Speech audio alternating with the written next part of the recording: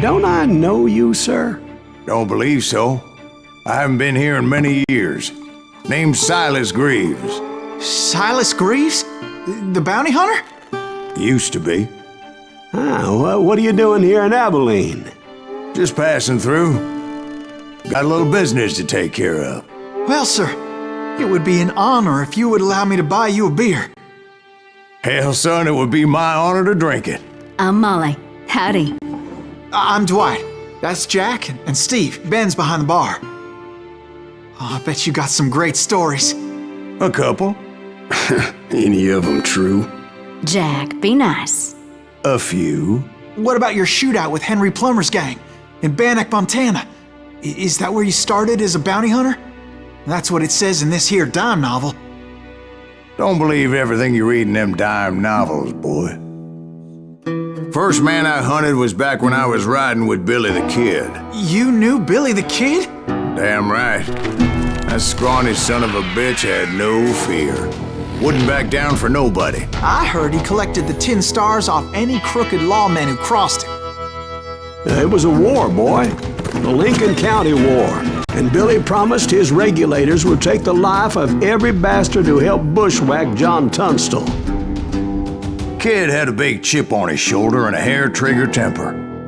Made him dangerous as hell.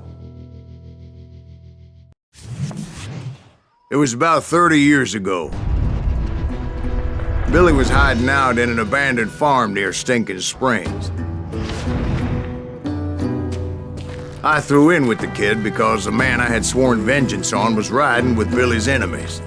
But before I tell you why I want that sumbitch dead, let me tell you what happened that day.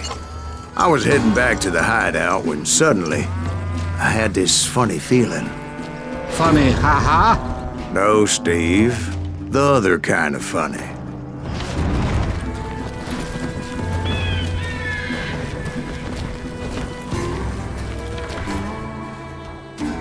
You heard Pat. You need to stay here to keep an eye on the road. That's not fair. We're missing all the fun. I knew those two morons would never let me through. I had no choice. Is he with us? Was it Pat Garrett's posse? Oh, yeah. I heard the shots and I knew I had to move fast. Fire at will. Spread out, guys. Garrett and his army of deputies had surrounded the entire homestead. I decided to help Billy and the boys out of it. So that's just what I did. As the governor of New Mexico was paying for the kid's apprehension, Garrett was able to hire every gun hand in Lincoln County. Where'd he come from?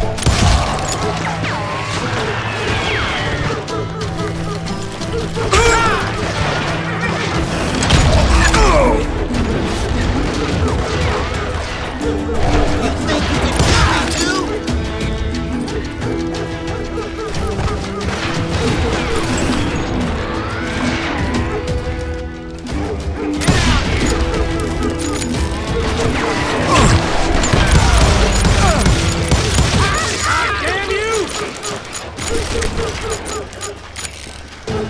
I knew that going through that front door meant putting my butt in a shooting gallery, so I decided to get sneaky.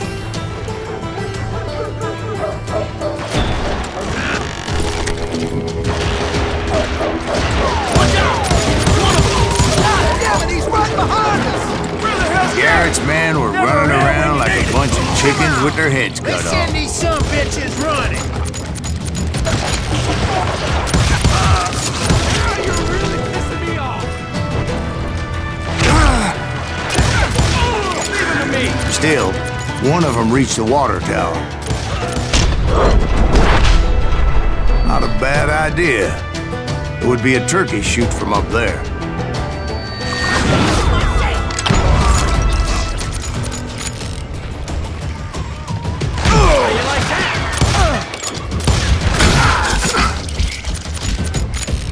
Luckily, these shooters Garrett hired weren't the sharpest tools in the shed. A lot of them were saddle tramps or sod busters or drunken drifters looking to make a few bucks.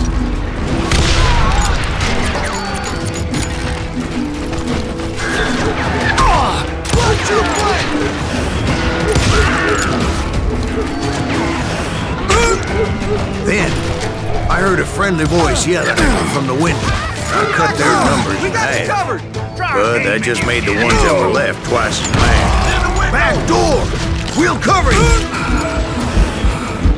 Truth be told, things weren't much better behind the house.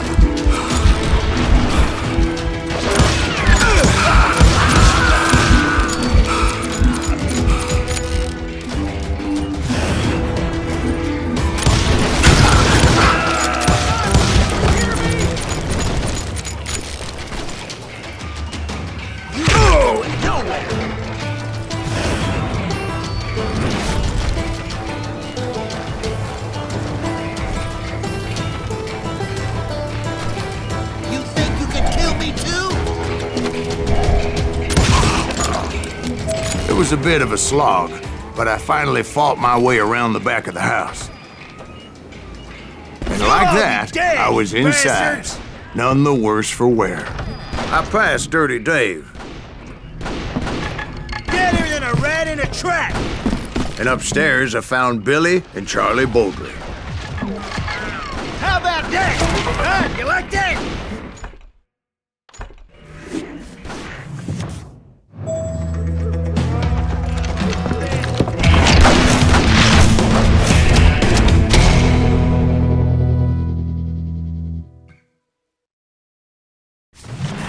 Billy looked at me and said, "About time, amigo!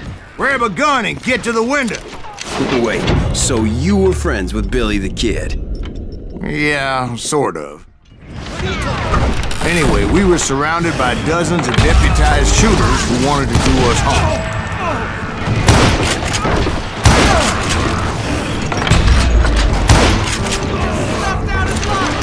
$500, dead or alive. I'm telling you, Garrett's men were dropping like flies, but they just kept on coming.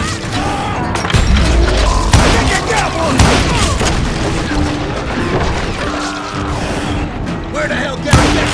He's missing already.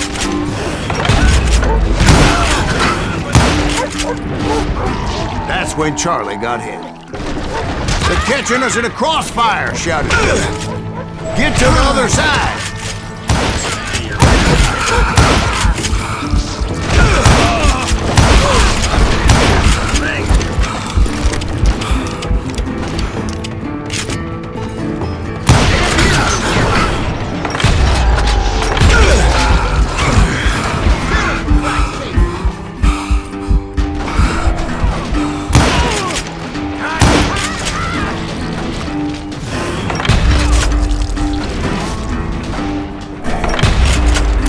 I don't know how many of those cocksuckers I personally put down, but it was pretty clear, even to Billy, that maybe discretion was the better part of valor. What's that mean?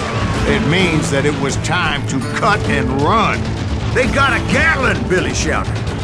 "Get the horses and bring them round back. I'll draw their attention." He directed that order at me. What the hell do I have Sons to of do? bitches are done for! Many would have fled in my place. But I had that false sense of invincibility that many young men have. Like Jack here. What are you saying, old man? Jack is joshing me. Yeah, he better be. Mr. Greaves, please continue. Please, call me Silas, ma'am. Now, where was I? You were heading for the barn. Making my way past the castle of fallen foes. Sounds like Garrett hired a whole regiment of hired guns. Yeah, and just when I thought I was done with them, more of these hapless bastards would pop up. Finally, I had the stables within my reach.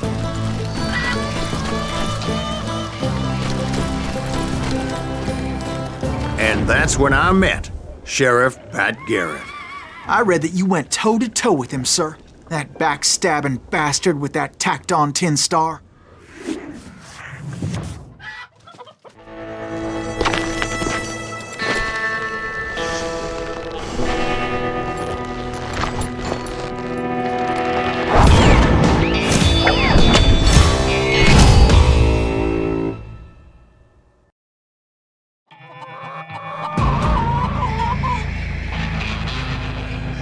challenged him to a showdown. You read that in a dime novel? It said he showed no fear as he took your measure with eyes like a rattlesnake.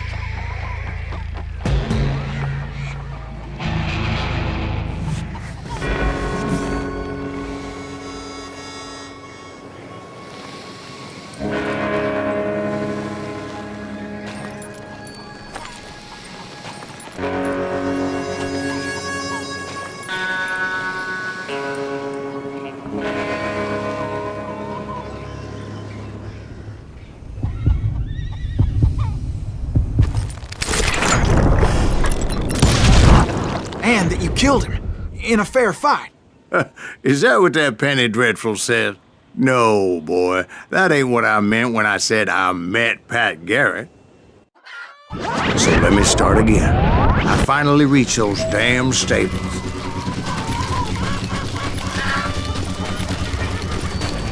And stepped inside, and bam! Last thing I heard was Garrett's voice. That's not Billy. And go on, how did it end? And? So what happened? Did Garrett arrest you? Yeah, after I came to, the bastard had clocked me with his Colt.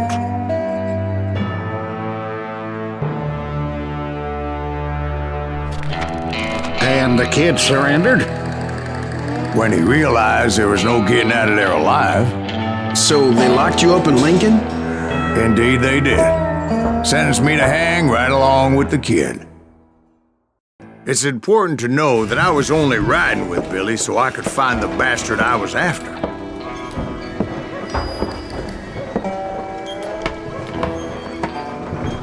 He was with John Kinney's gang, and they were sworn enemies of Billy's regulators. Why were you after him? I owed that son of a bitch a bullet for what he had done to me and mine. Instead, all I got for myself was a goddamn death sentence. Luckily, it was right around then that I heard Billy make his move. He shot Jim Bell and a few other guards as he made his getaway. Later, they wrote that some lady friend planted a pistol for him in the privy. What the papers didn't say is that Billy helped me escape too.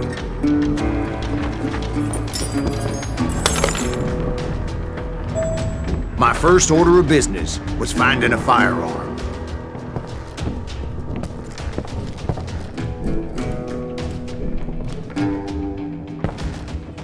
Luckily, I located Deputy Bob Ollinger's mean-ass shotgun.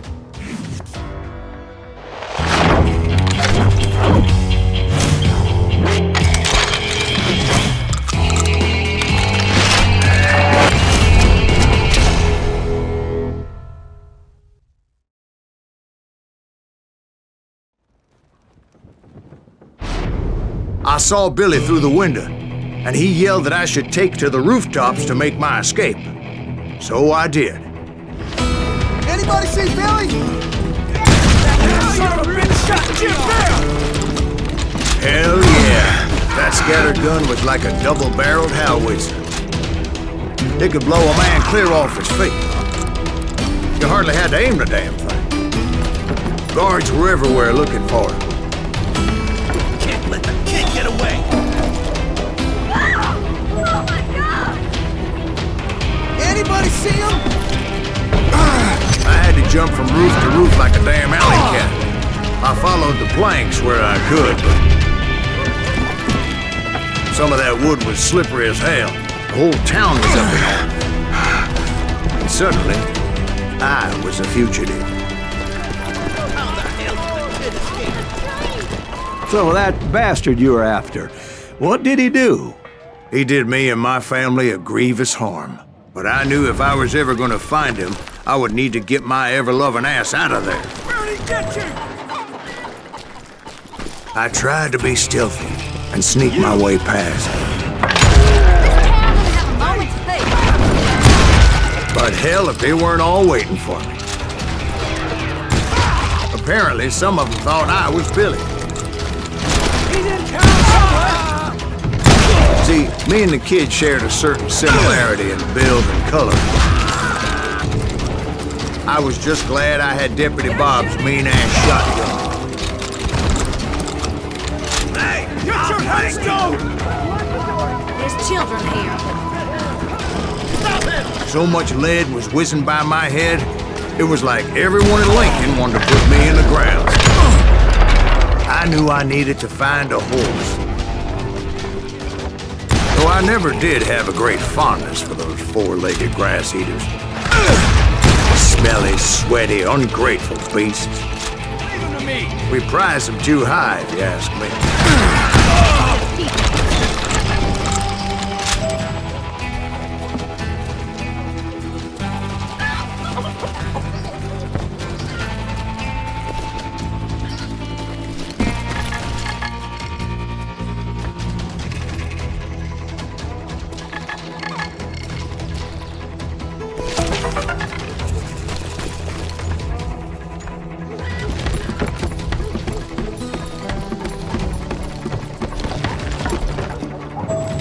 Damn town's going to hell in a handbasket! But where was the kid while you were busy getting shot at? Gone. And that's when it occurred to me why Billy set me free.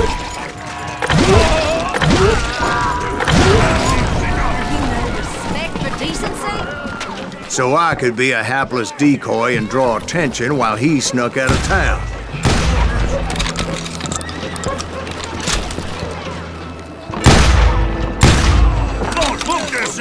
I knew if I made it out of there in one piece, no one would put a price on my head. Because everybody in Lincoln would be dead? No, because they all thought I was Billy, and all that blame would fall on him. Meanwhile, Deputy Bob Ollinger was organizing a posse to put me down. He was already a mean son of a bitch, but he was doubly pissed that I stole his mean-ass shotgun. Anyway, there was me or them, and the only way forward led me straight to perdition. But the cards were dealt, and I had no choice but to play it.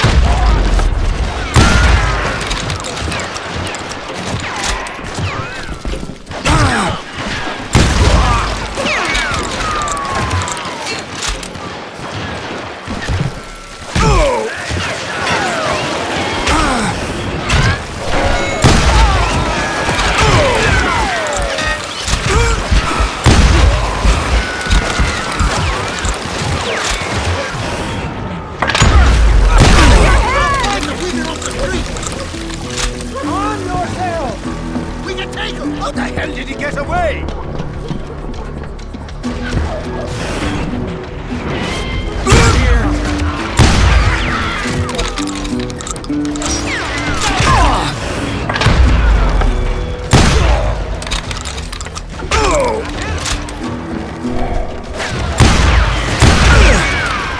Don't let him get away!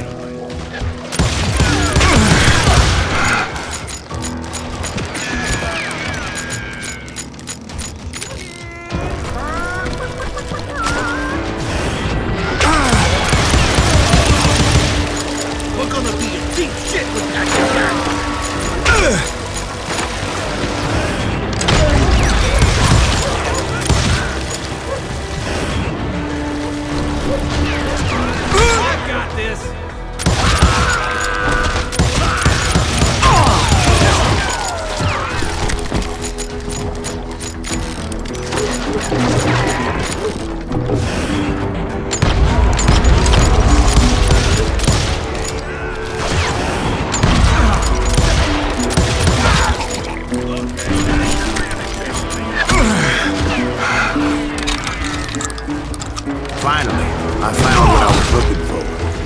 The stables on the edge of town.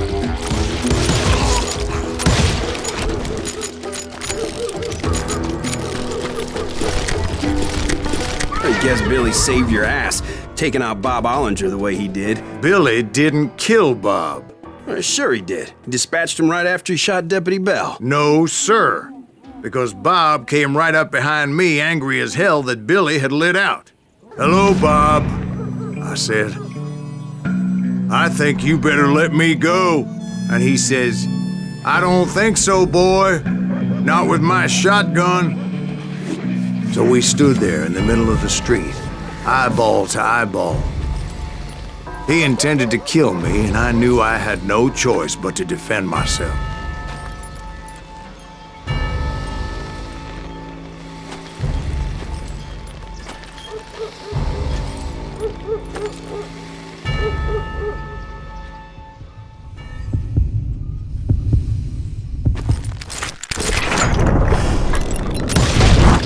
I killed him in a fair fight. Everybody saw I had no damn... So where'd you go after Lincoln? Mexico. Until I realized nobody was looking for me. I ended up taking a job at the Rurales. The Mexican Rurales? I was hired to help them track down the cowboys. The most vicious outlaw gang in Cochise County? Curly Bill Brocious? Johnny Ringo? Led by old man Clanton himself. They must have paid you a pretty penny to take them hombres on. Not really. But truth be told, I had my own reasons for going after those boys.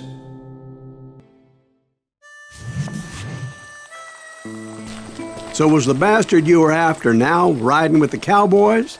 Roscoe Bob Bryant was his name. Oh. But no, this time it was a different bastard I was after. The aforementioned Mr. Ringo.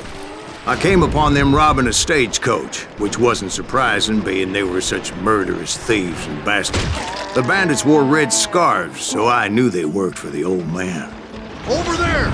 There! I did my best to help those poor bastards.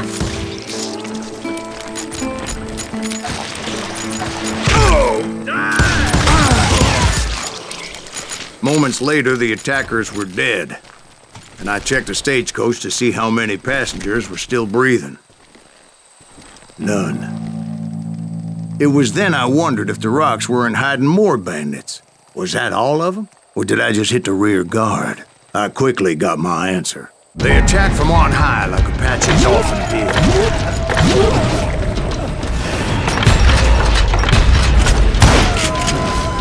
They would appear in great numbers from above and rain down lead on their hapless enemies' heads, making use of the high ground and whatever else they had.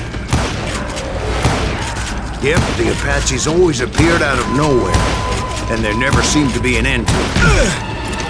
Hold on. Were you attacked by Apaches? What happened to the cowboys? Did I say they were Apaches? I said Clanton's cowboys attacked me Apache style. I was in a pitched battle, but I was holding my own against an overwhelming enemy force.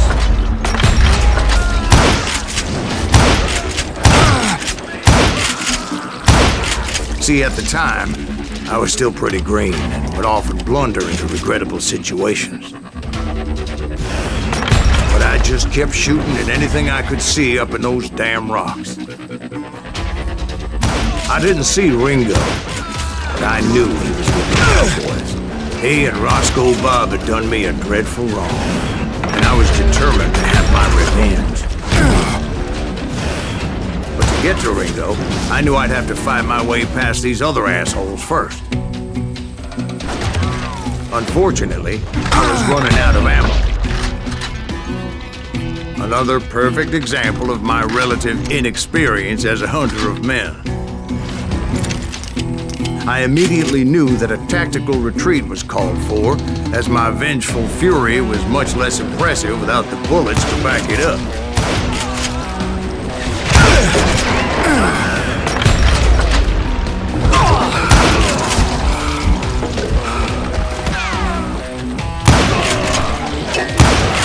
Finally, they managed to corner me. Trapped as I was, the odds of my survival seemed pretty slim.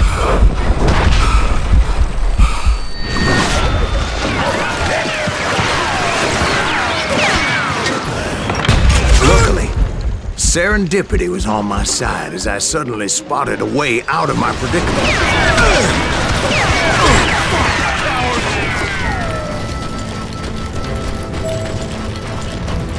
I ran ahead as if the devil himself was after me. bullets were whizzing by my ears, but I wasn't about to roll over and die. I just kept running like there was no tomorrow. Because there wouldn't be if Clanton and his men caught up with me. As I was scurrying around those caves, I thought, what was I thinking? Going up against a gang like this?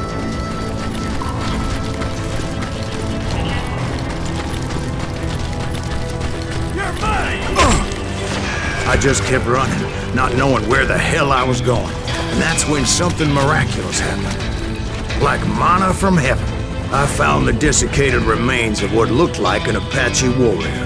The old weapon next to him supplied me with some much-needed ammunition.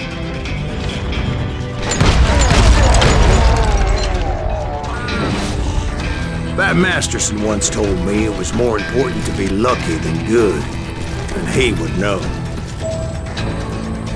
And imagine my surprise when I found a fistful of dynamite to go along with that ammo. That stroke of good fortune evened the odds and bolstered my confidence. It was time to turn the tables. Time for the prey to become the predator. Time for the hunted to become the hunter. Time. All right, Jesus, we get it. They were right where you wanted them. That's right, Jack. I was done running.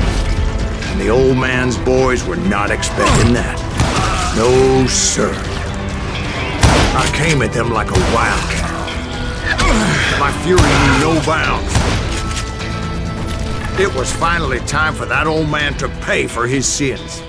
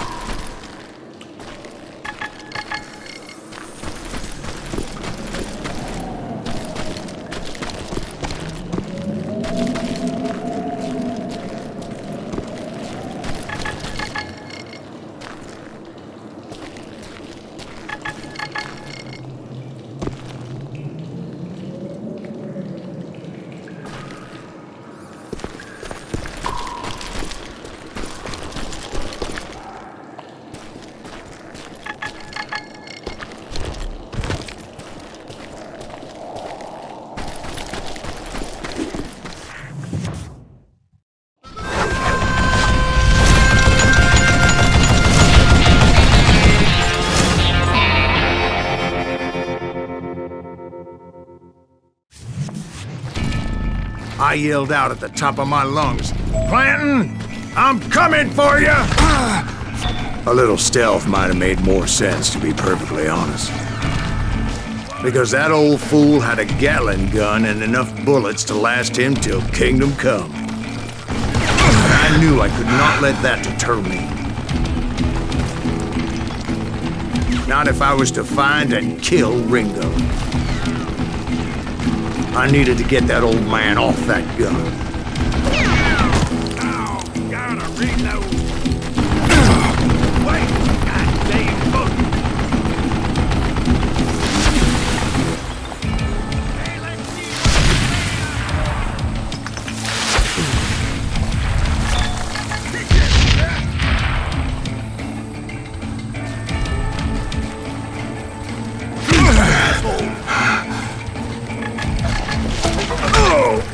Most everyone thought it was the Ruales who had come up against him in Guadalupe Canyon, but it was just me.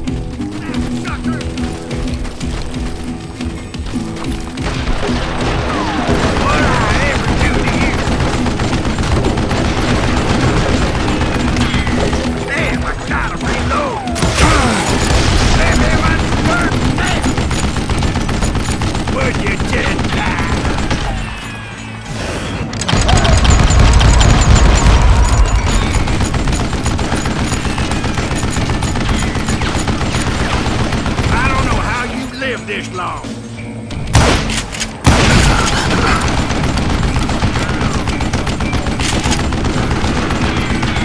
Do I gotta reload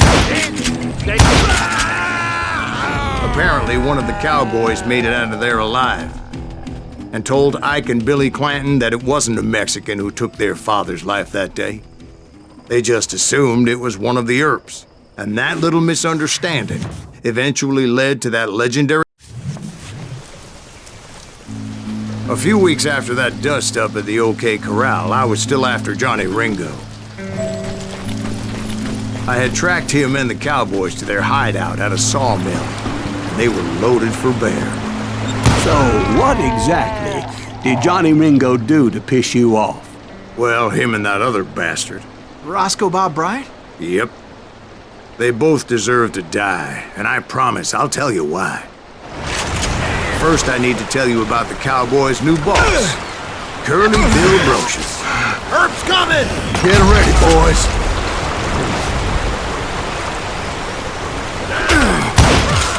Curly Bill took charge of the Cowboys upon the old man's demise, and after that gunfight at the OK Corral, the Clantons wanted revenge.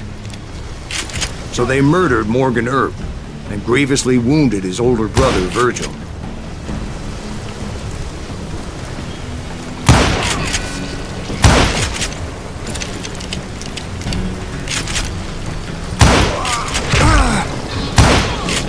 Wyatt and Doc went on what became known as the Vendetta Ride, hunting those outlaws down. So when I showed up, that's who they thought I was. That ain't Herp, is it?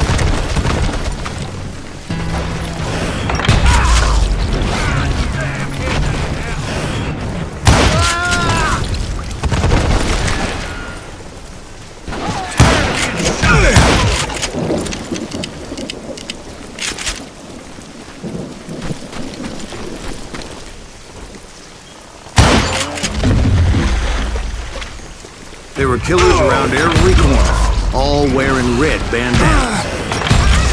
That's how the Cowboys identified each other. I was beginning to wish I had one myself. But I wasn't about to let Ringo walk away unscathed. And that's what drove me forward. They say that Ringo was infernally fast. I hardly saw anyone faster, boy. Certainly not Wyatt Earp. That man was all hat and no cap. Earp wasn't much of a match for him, but Doc Holliday might have taken it. That Lunger should have kept his nose out of it. They never charged anyone for the murder of Morgan Earp. But everybody knew that Curly shot him in the back. That was common knowledge. Yeah, maybe so. But Ringo had nothing to do with it. He was just being loyal to a friend. Is that what you call it? Being loyal? Well, to get to that loyal friend, I had to pass by some buzzsaws as big as a man. Excuse me, sir. I have a question. What's that, Dwight? After old man Clanton died, why didn't his son take over the Cowboys? Because Ike Clanton was dumber than a box of rocks and a yellow belly to boot.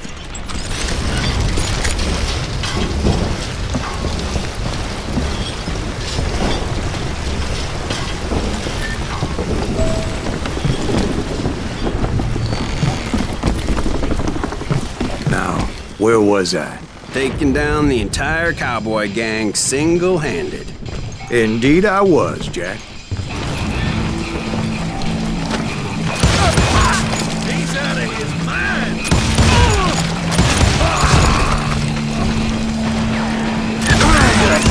Son of a bitch!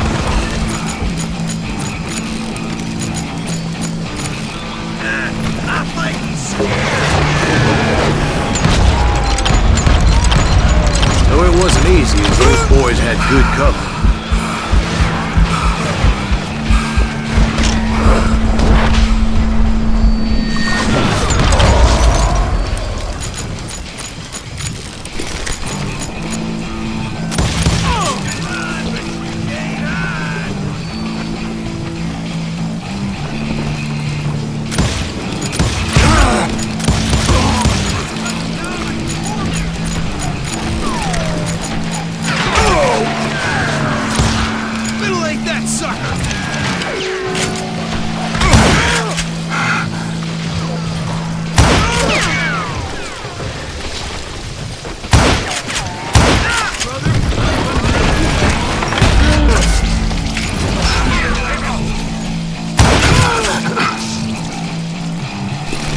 boy, you are shit out of luck. Oh, now what? Lord, look there, son of a bitch.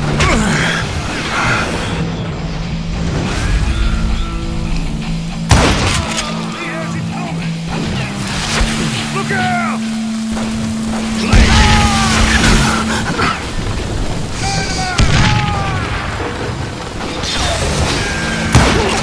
There were carts everywhere, piles of lumber, and God knows what else for people to hide behind.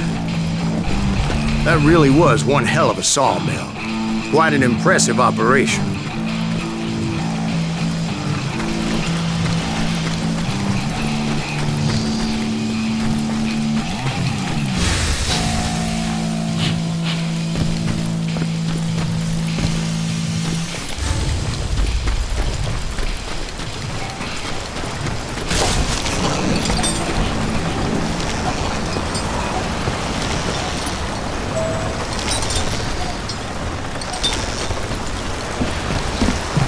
And where was Curly Bill? Did you see him?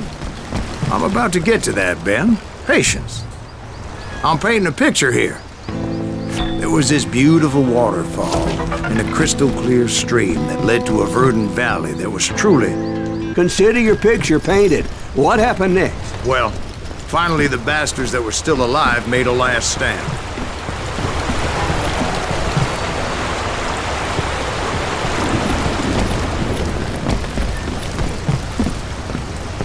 Curly Bill, Johnny Ringo, and his compadres took off into the lumber yard, and I followed after.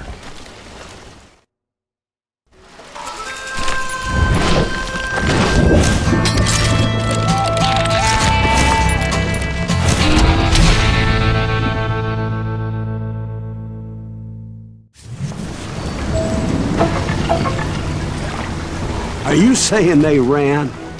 Cowardice was not in Ringo nor Curly Bill's nature. No, sir. I never said they were running scared.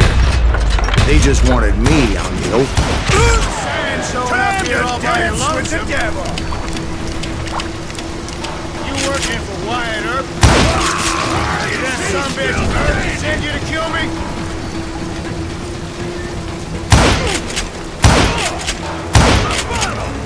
Come on out! Brocious gave me no choice but to take his life. But Ringo was nowhere to be found. I knew you didn't kill Ringo, because he was found dead in a different location altogether. To this day, his killer is still unknown. Indeed. Took me a few months before I finally tracked his ass to West Turkey Creek Canyon.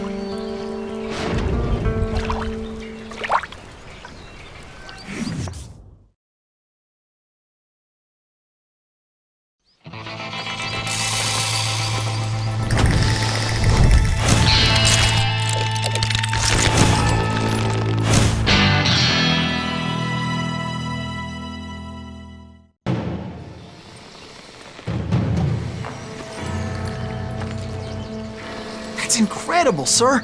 I always thought that Doc Holliday was the one that killed him.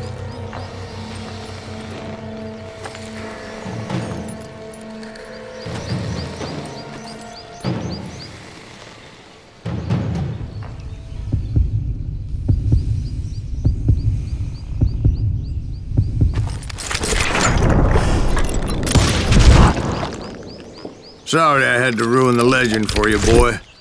But the legend ain't always true. I was paid a healthy bounty for Ringo and Curly Bill, and realized there was real money to be made. That's why I went after Henry Plummer.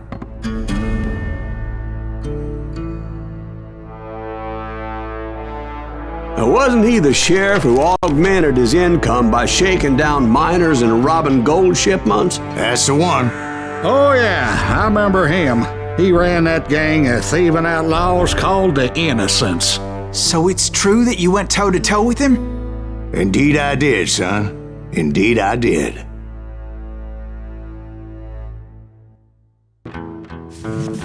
I knew I needed resources if I was going to track down Roscoe Bob Bryant. and hunting Plumber looked like a good way to get rich quick. As the local vigilantes exposed him as the leader of the bandits and put a generous price on his head. Plumber rallied his gang to plunder one last gold mine before making their escape, and that's where I thought I'd find him. It makes me nervous standing so close to all these goddamn barrels of gunpowder. Why would you be nervous? No one has the cojones to come after us. As long as you don't light up a cigar, we're fine. Oh, yeah? Who the hell is that thing? My late father pointed out to me more than once. God made men. Samuel Colt made them equal.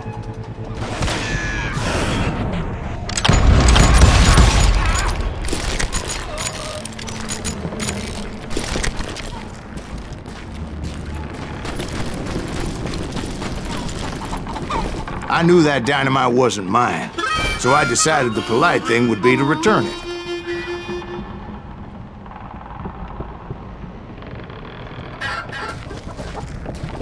It was the biggest gold rush since Sutter's Mill in '48. Unfortunately, prospectors weren't the only ones drawn to those riches.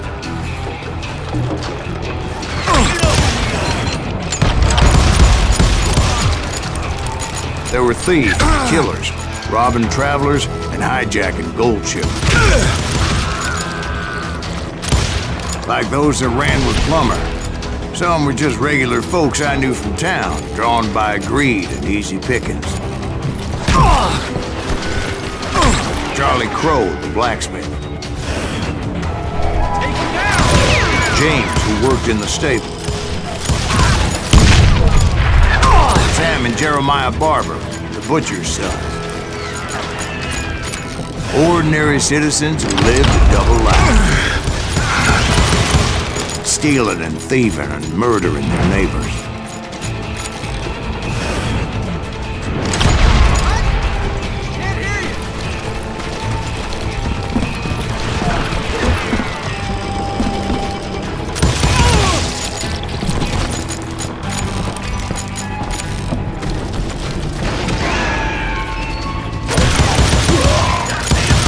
Of course, the rest were veterans of the Civil War.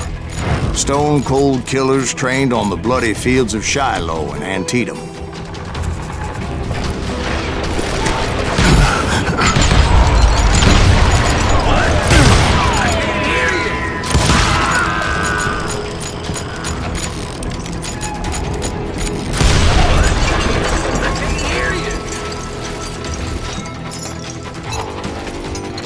Plumber wants that asshole dead.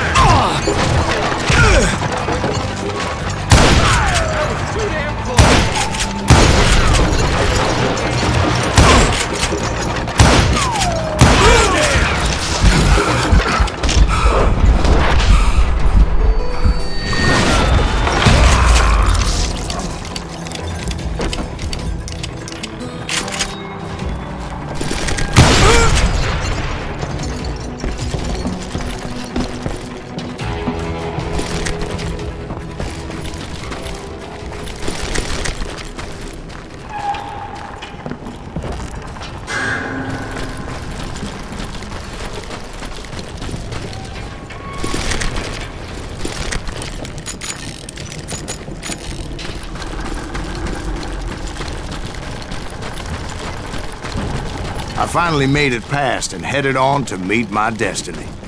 But first, I had something I needed to figure out. I had a few ideas on how to get into that mine, but once I made my decision, I knew there was no turning back. So my first thought was to enter the nearest mine portal. I saw an entrance. Made sense.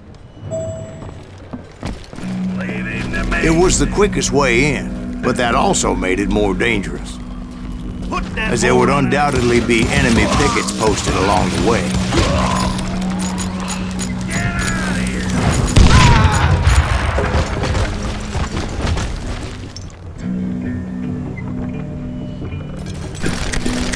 Time to die!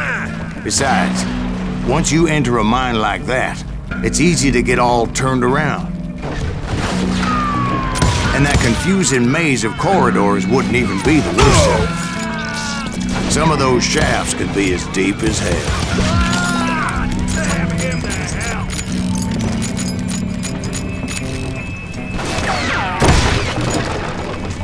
It for you. A single stumble or misstep can easily end in a deadly plunge to oblivion.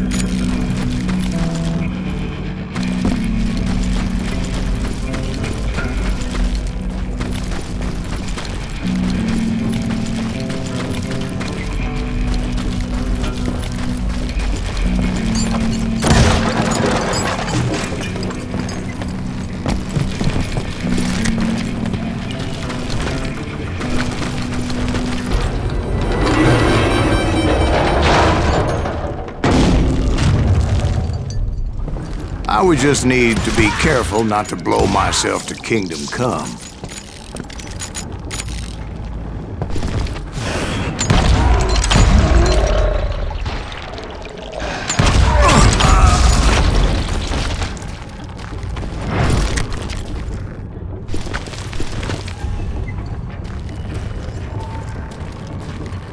One wrong bullet could have turned that mine into a dad-blasted tomb.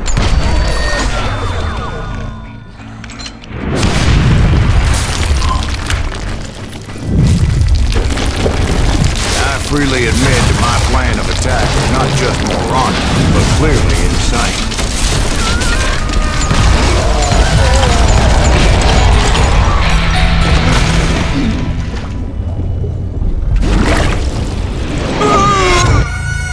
It's a good thing that I abandoned that ridiculous plan before I even tried it.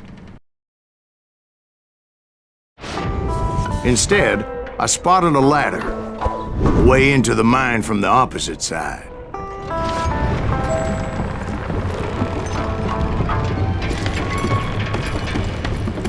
It was a long way around, but that approach seemed more sensible at the time. Of course, being I had a problem with heights, that scaffolding scared the bejesus out of me. Climbing down that ladder required some caution, because even though I had a younger man's reflexes, no man can dodge a damn bullet while climbing down a rickety ladder. I needed to make a leap of faith, which ain't easy when you're suspended between heaven and hell. I was determined not to give up, however. That Sheriff Plummer seemed quite the despicable character. When the vigilantes discovered what the sheriff was up to, people were outraged. That 10,000 they put on his head would go a long way to helping me find old Bob. And I had made it my mission to settle that score come hell or high water.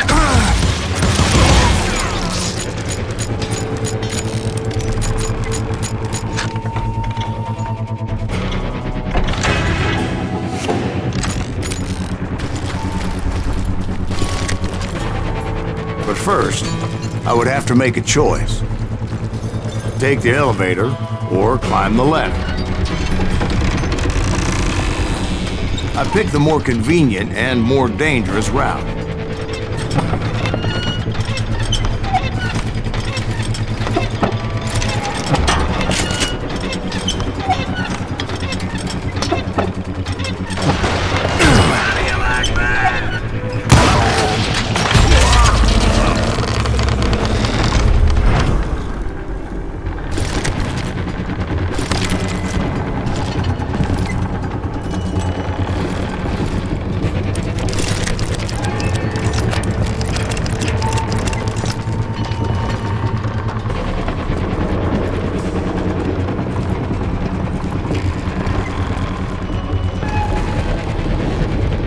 Plummer was a mad dog killer, and the people of Nevada City deserved better. Nevada City? Well, I thought Plummer met his maker in Bannock, Montana. Right, well, he was the sheriff of both places one time or another, but that's neither here nor there. The point was, taking him down would save a lot of lives, including my own.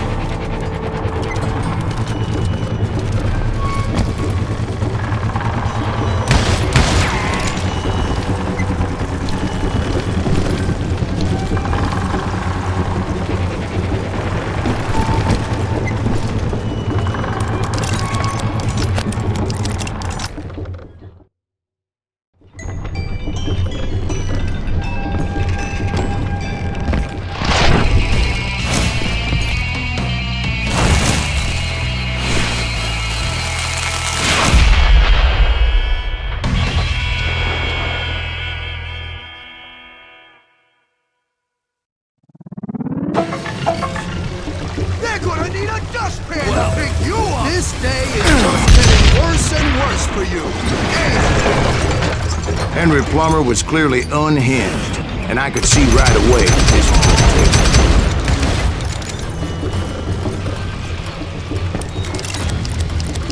What on? Yellow? I can shoot too!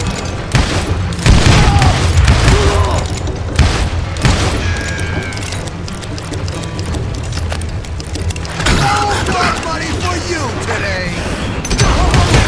I need some help here! Come on, run! Take this cocksucker out!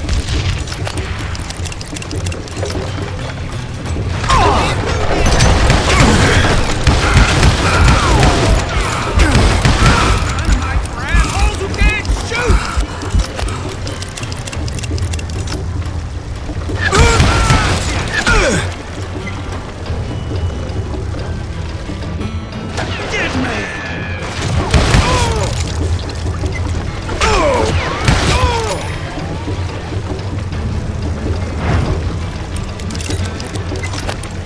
They're gonna bury you in a million pieces! You ain't taking me! They're gonna bury you in a million pieces! Why don't you just I can shoot too!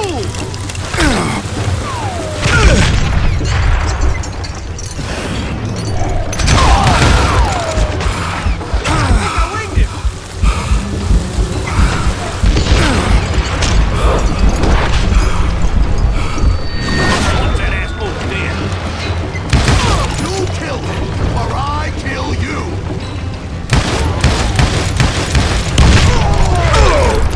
So that's how Henry Plummer died. Him and his crew were worth their weight in gold.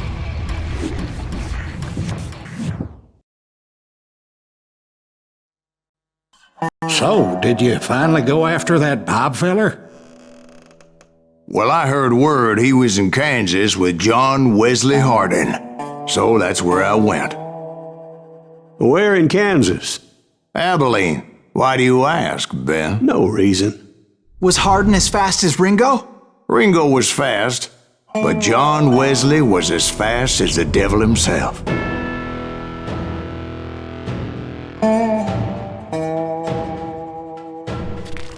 Hell, he killed his first man at 15. From that day forward, he had a price on his head and wouldn't back down for nobody, not even Wild Bill Hickok himself. I dodged death many a time, and that night in Abilene was no different.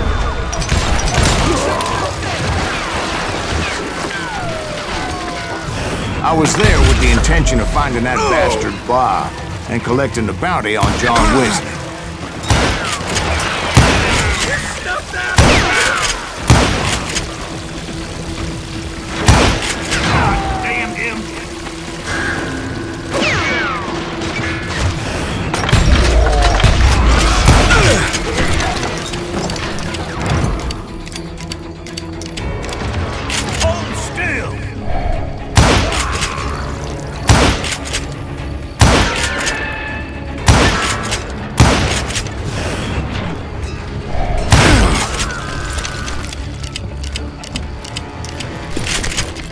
I thought the Texas Rangers got Harden.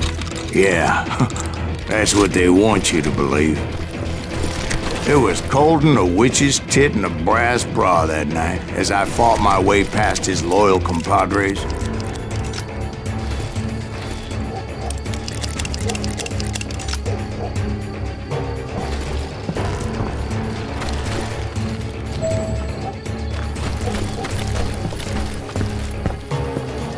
To the very same saloon we're sitting in today.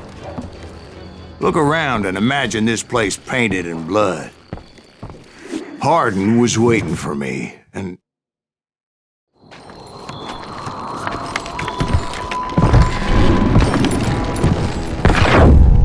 Wait, I'm jumping the gun here. Let me back up and give you some background on this sumbitch.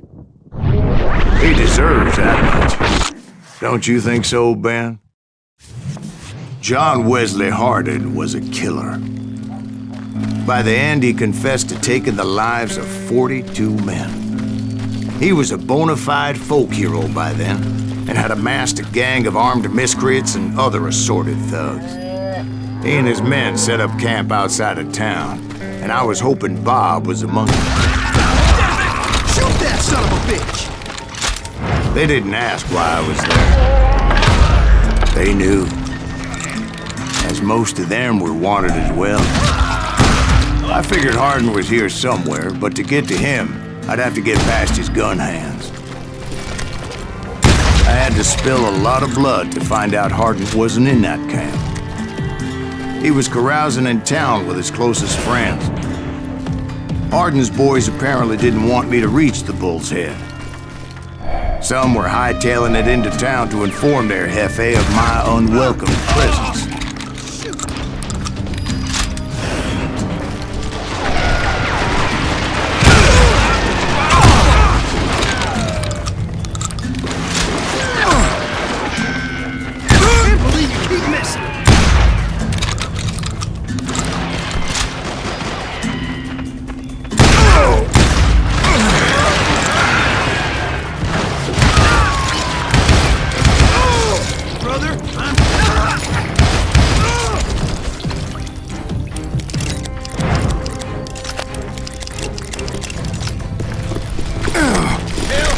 Someone's coming for him! Stop that sumbitch! Let the boys know we got another law dog.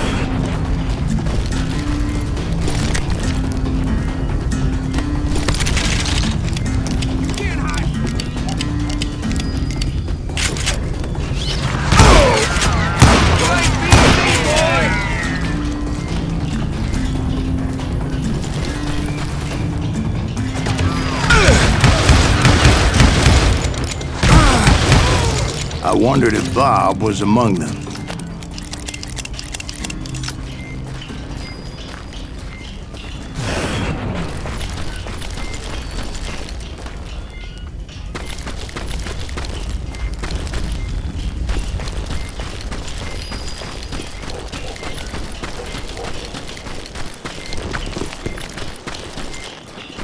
And I steeled myself for the fight ahead, for as good as I was, deep down, I wondered if John Wesley wasn't... Before I could test my mettle against Harden, however, I would first need to dispatch his cadre of hired killers. Most of these degenerates were beyond redemption, but John Wesley might have been a different story.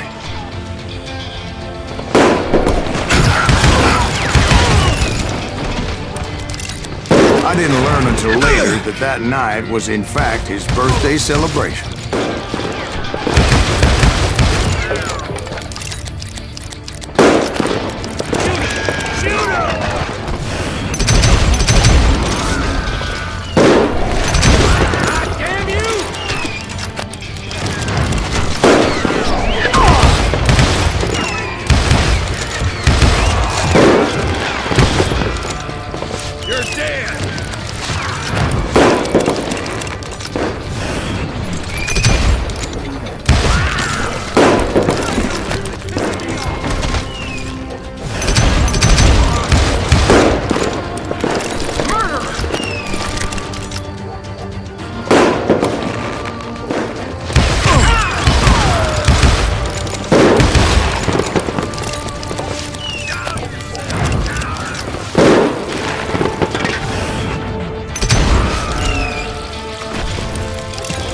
think I already mentioned that I found Hardin in this very saloon. Suffice it to say, nobody there was happy to see me. In fact, I felt a certain hostility.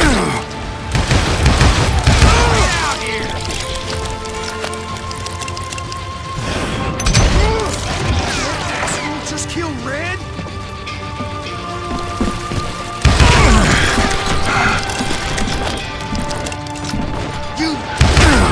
I was disappointed that neither Bob nor John Wesley were among the dead.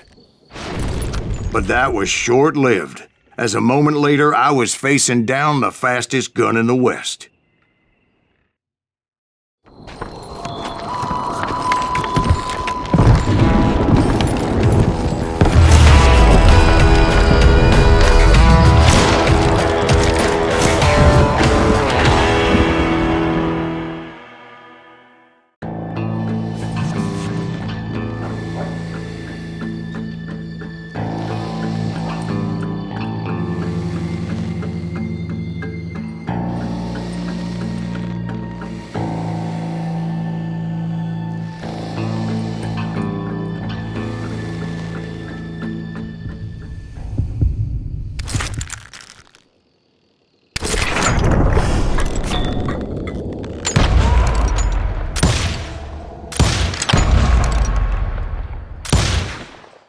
That man was faster than greased lightning.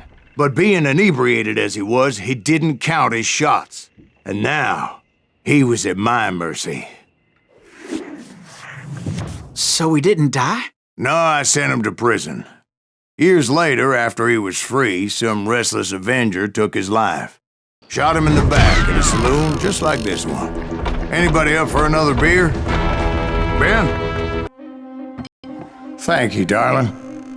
Yeah, some say revenge is a dish best served cold.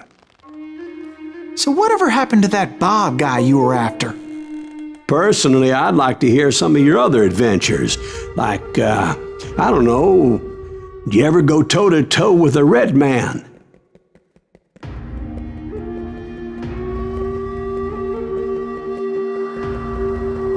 Yes, I did, Ben. I remember once I was after this renegade Apache, Grey Wolf. Strangely enough, revenge was also his primary motivation.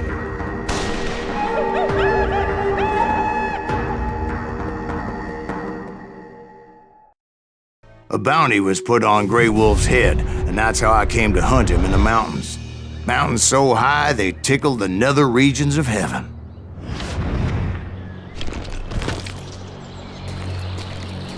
Grey Wolf was a Chiricahua Apache medicine man who had led a war party in revenge for a massacre against his people.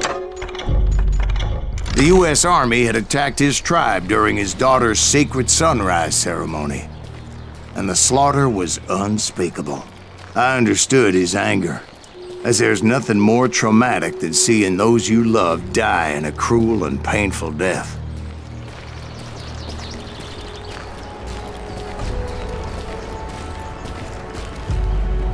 Right from the beginning, I couldn't shake the feeling that Grey Wolf was watching my every move.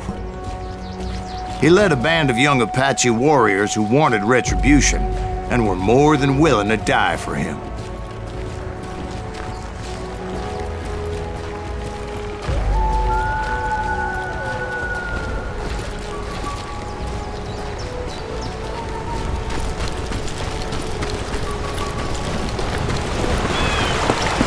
They saw me before I saw them.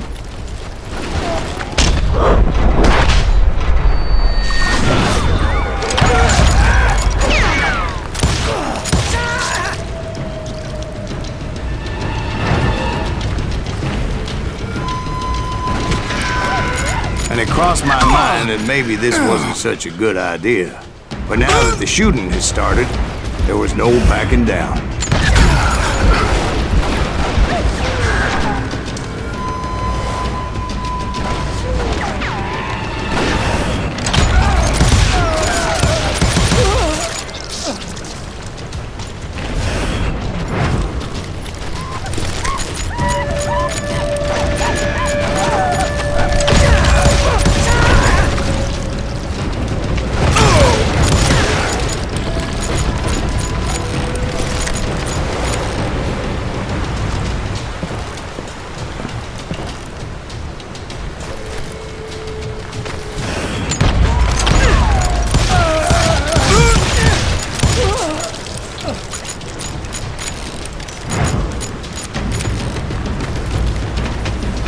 was rugged country, the winter home of the Chiricahuas, and that's why they had retreated there.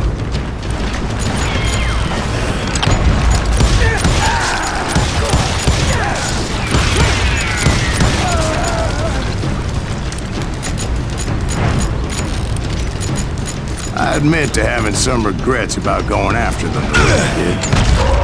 But then again, I got a lot of those.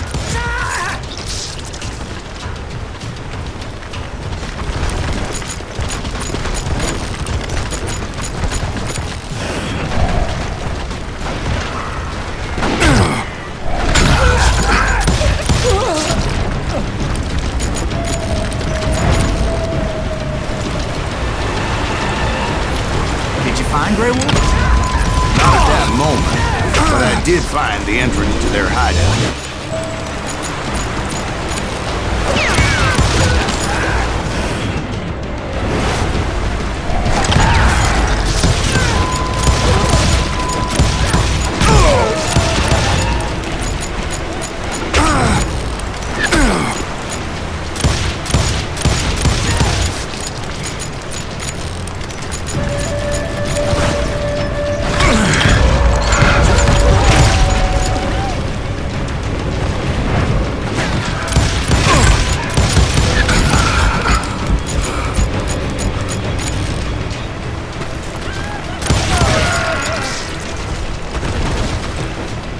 A deep crevice that led to a deeper cave. Don't tell me you went in there. Yeah, but it's not out of bravery so much as pure, angry cussedness.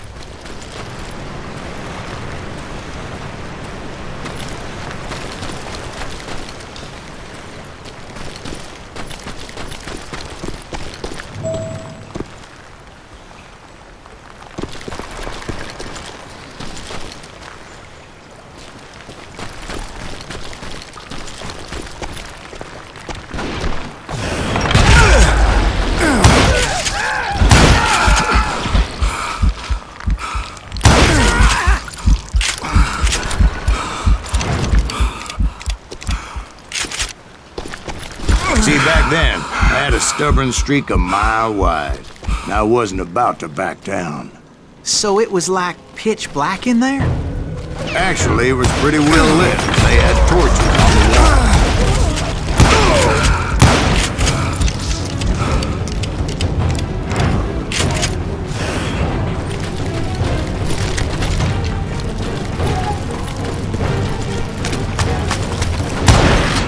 How big was his cave?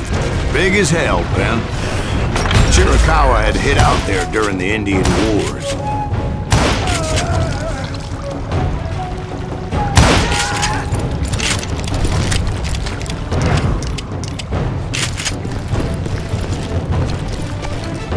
They thought it was haunted with the ghosts of those murdered by the horse soldiers.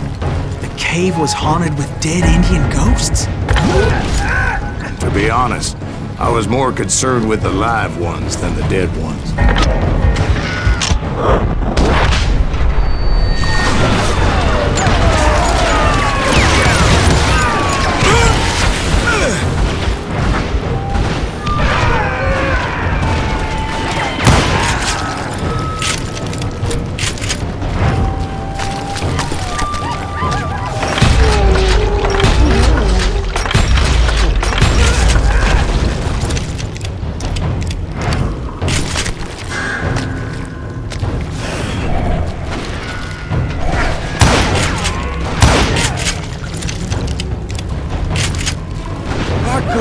So much about ancients. A few years back, I was married to 2 Mescalero women. At the same time? Yeah, they were sisters. Polygyny is traditional among the Mescalero. So what happened? Oh, I had to get out of there. Those girls never shut up. Both of them nagging at me all the time. Drove me half crazy. Haven't seen them since. No, I mean, what happened with Grey Wolf? Oh, well, I pursued him into the Cave of Death. I came upon this flooded grotto, and that's when I saw him. He came to me unarmed and unafraid. His voice echoed in the shadows, and I sensed he meant me no harm. You carry great darkness in your heart. and if you do not release it, it will claim your soul. The sound of his voice put some kind of ancient Indian spell on me.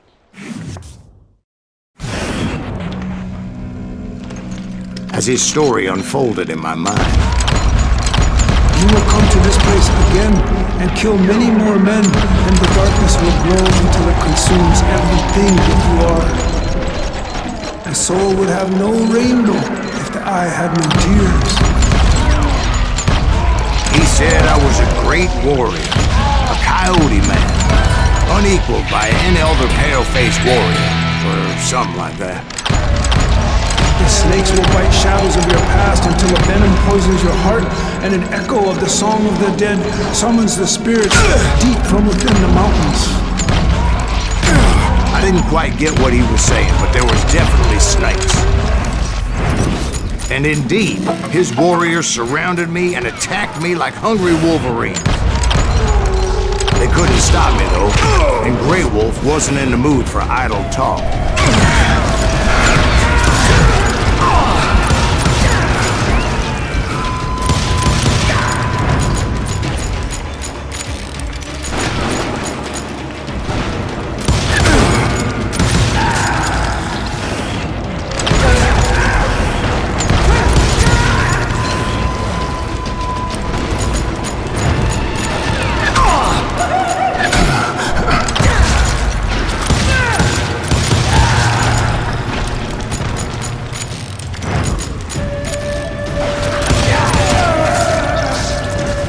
I swear I couldn't see any way out of this trap. But suddenly, one just appeared. Kind of like a miracle.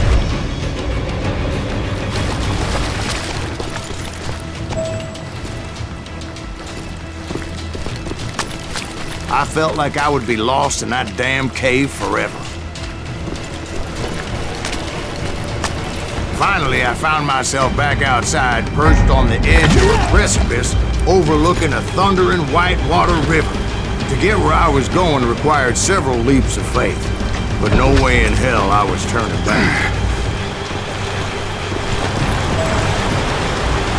I chased after him, determined to make him explain the meaning of all that mumbo-jumbo.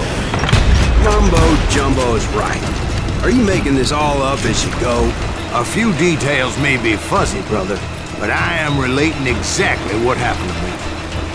There were dozens of Apache warriors aiming at me from on high. Dozens? Well, maybe not dozens, but there was a lot of them. At least 3 or 4. Well, more than that, little lady.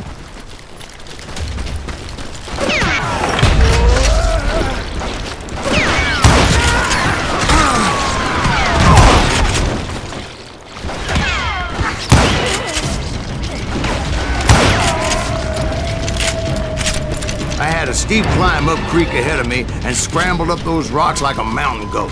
I was determined to locate Grey Wolf and find out exactly what the hell he was trying to tell me. And wouldn't you know it, that crafty son of a bitch led me right into a trap. What kind of trap? Well, son, there had to be at least 100 Apaches surrounding me. 100? God be my witness. Oh, come on. Who are you kidding? Hey, I believe you. Come on, tell us how it ended. All right, but I'm not gonna drag this out. Where were we? You were surrounded by 100 Apache warriors. Well, I didn't take the time to count them exactly, but there were a lot of them.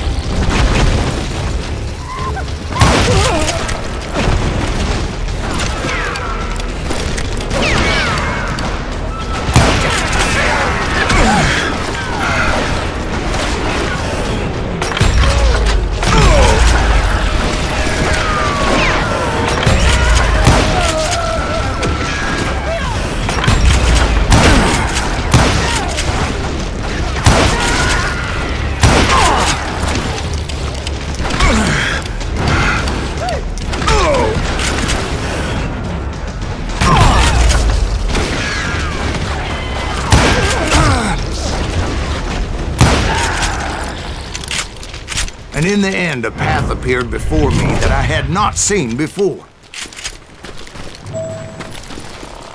I followed it as I desperately needed to find out what Grey Wolf was trying to tell me. But it was like that son of a bitch disappeared into thin air.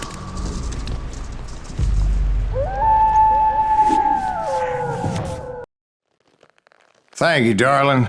It's interesting how the truth can sometimes seem might malleable, depending upon your point of view. Like how those dime novels make you out to be something you're not? Jack, don't be starting trouble. No, he's right. They do tend to exaggerate. Did they exaggerate your part in taking down the Daltons? Well, I was there in the flesh, boy, so I saw what happened firsthand.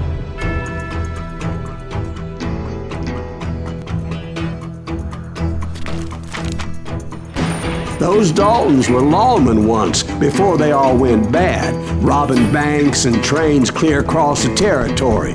Until Coffeeville, of course. I was one of the citizens who took up arms that day.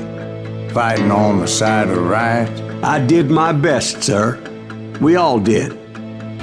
It was early morning. One of my friends was a local gunsmith, and he handed out firearms to anybody who'd take one. You see, the Daltons got it in their heads to rob 2 banks at the same time. 2 banks on the same damn street. Story was Bob Dalton's girl was always writing him about how he had no ambition. Oh, you're nobody next to Jesse James, she'd say. Finally, the bastard took his brothers to Coffeeville just to shut her up. Right. It's always the woman's fault.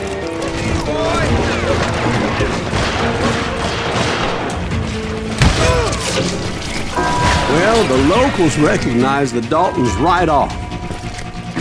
Before they could get away, half the town took up arms to defend their property.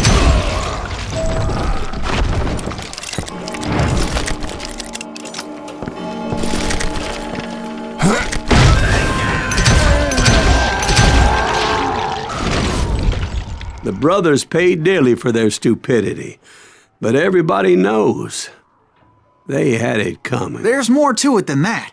I read all about that day, so I know for a fact that it went down very differently. First of all, it was high noon. A posse of U.S. deputy marshals were on the rooftop across the street. Get ready, boys. They're gonna make a move.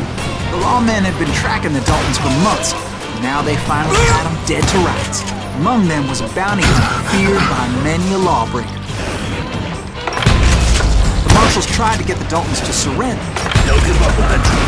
We just gotta wait till some bitches out. This bounty hunter knew that the brothers were far too proud to ever lay down their guns.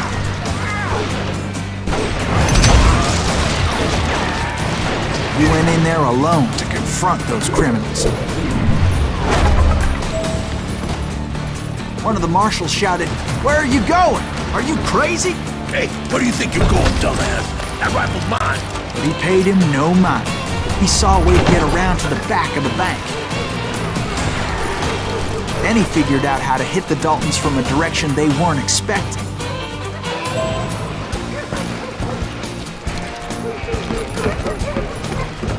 From above.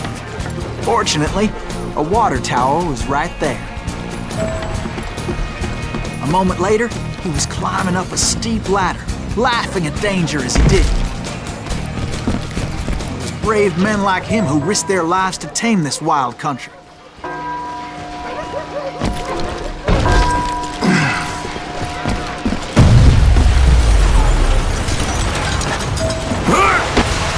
We've got company. Heroic men like him, who did what other men couldn't or wouldn't to make this country free. Is that Silas Greaves? Son of a bitch! Jim Booth, Davy Crockett, who died defending the Alamo. Show yourself!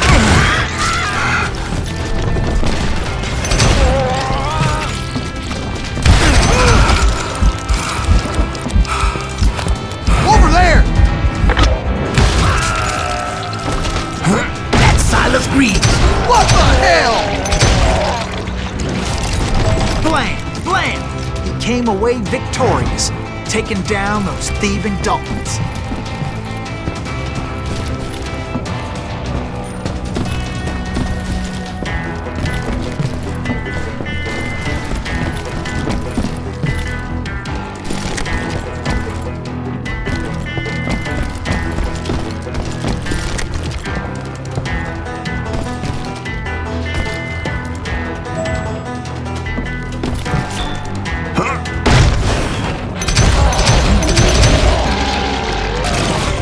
His name was Silas Greaves, and when the dust finally settled, he was the last man standing. Sorry, kid, but that just wasn't the way it happened.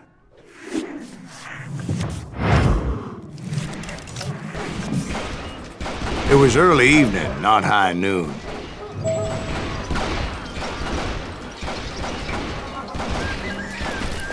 I was late to the party and Coffeyville was already up in arms. The Daltons blew up the safe and were all set to hightail it out of there. Those pathetic deputies surrounding the bank were dropping like flies.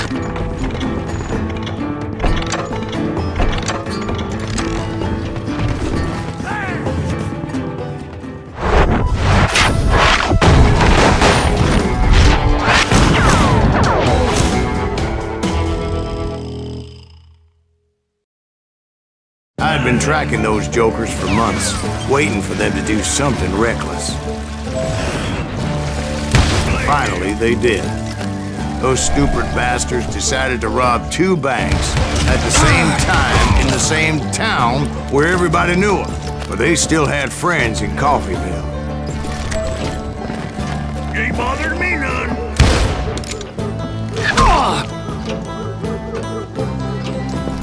Shoot, I dare you.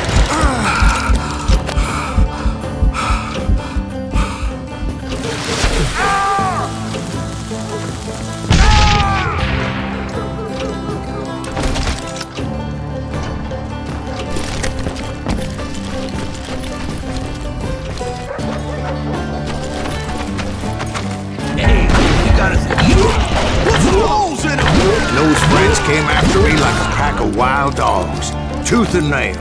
They were coming at me from all directions. I caught sight of the Daltons running with the money and didn't want to lose them.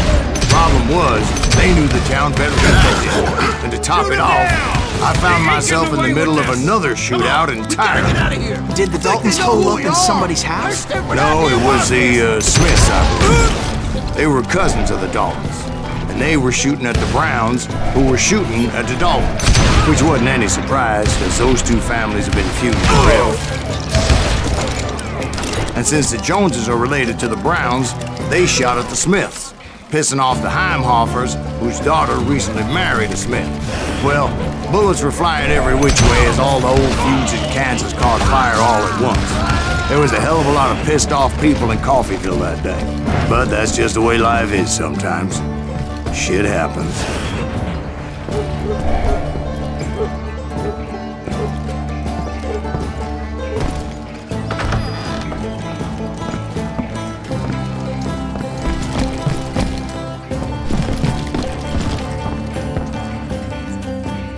That's right!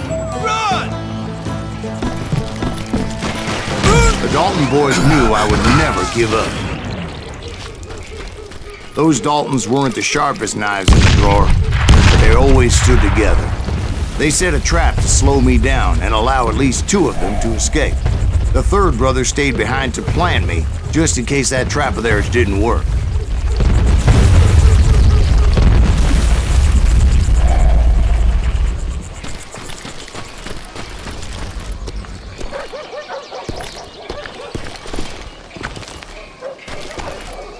It was Emmett, the youngest, and he decided to stand his ground and face me down. I ain't afraid of you, Silas Greaves. This is where it ends for you. He was determined to protect his brothers, and I understood how he felt. Taking me on all by his lonesome wasn't exactly a recipe for a long life.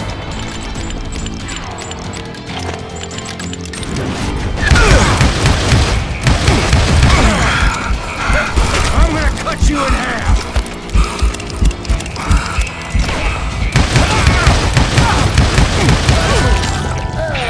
But Emmett Dalton survived the robbery in Coffeyville. He's the only Dalton who did. They say he was shot 23 times. Well, Dwight, who do you think put all those damn holes in him?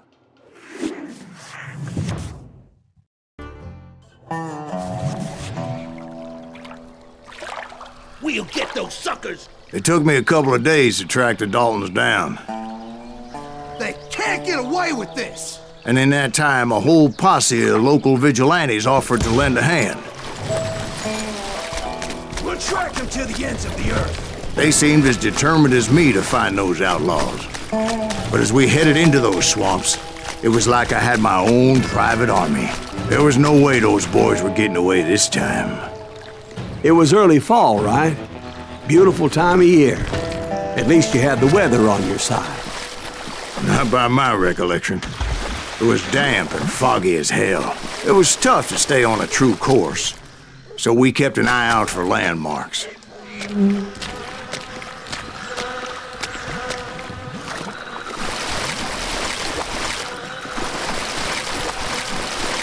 It was autumn. The maple trees were in full color, red as blood.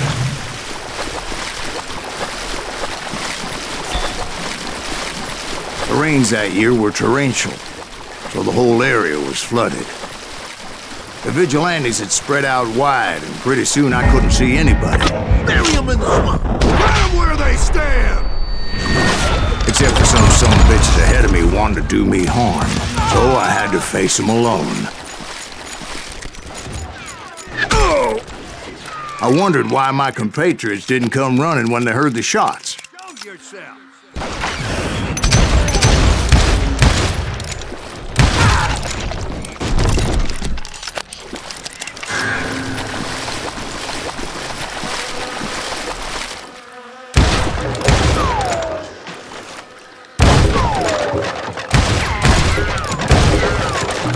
So did you find the Daltons? Not yet, but I did have the questionable pleasure of meeting a few of their friends.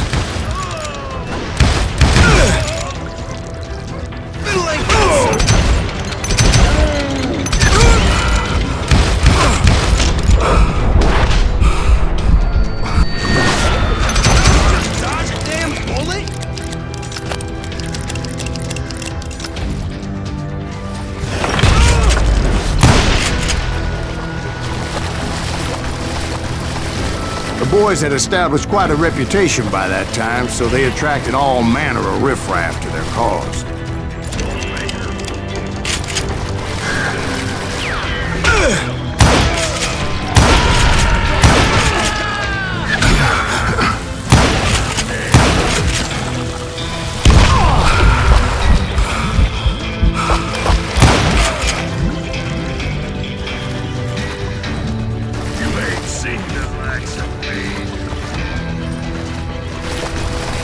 Point being, I was under serious attack.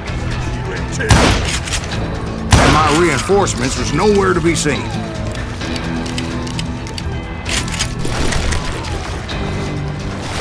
Somebody killed him!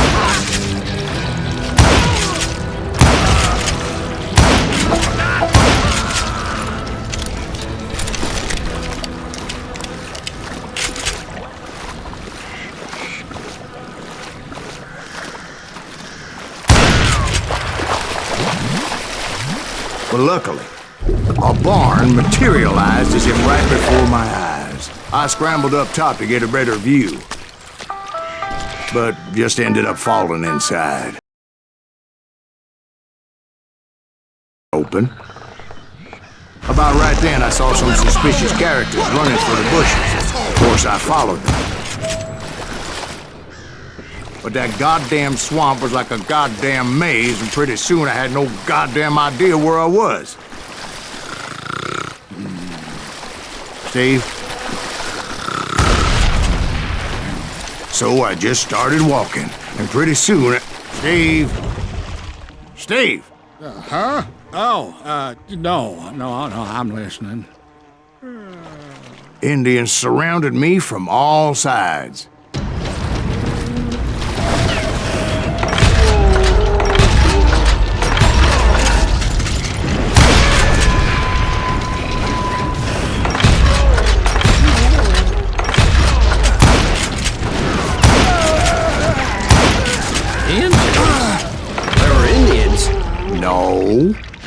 I just wanted to make sure Steve was paying attention. Now, where was I? You were following the Daltons through a swamp? That's right. See, Steve? Dwight's paying attention. No, I'm listening. I was just resting my eyes. So, where was I? The Daltons. Right. See, there's a reason so many outlaw gangs are made up of brothers. Being a brother is a very sacred thing. It's a bond like no other.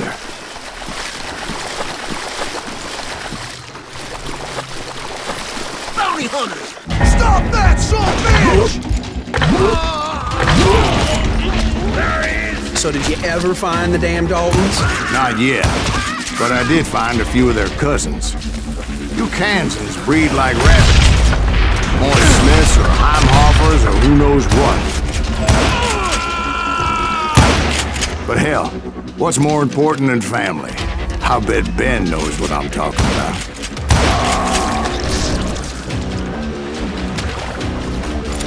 Kill that goddamn bounty!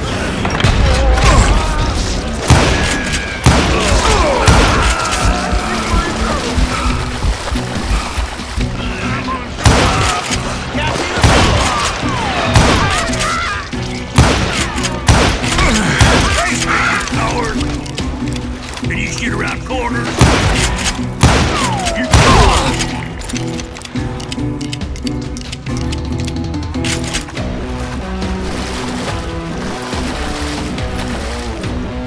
There he is. Don't let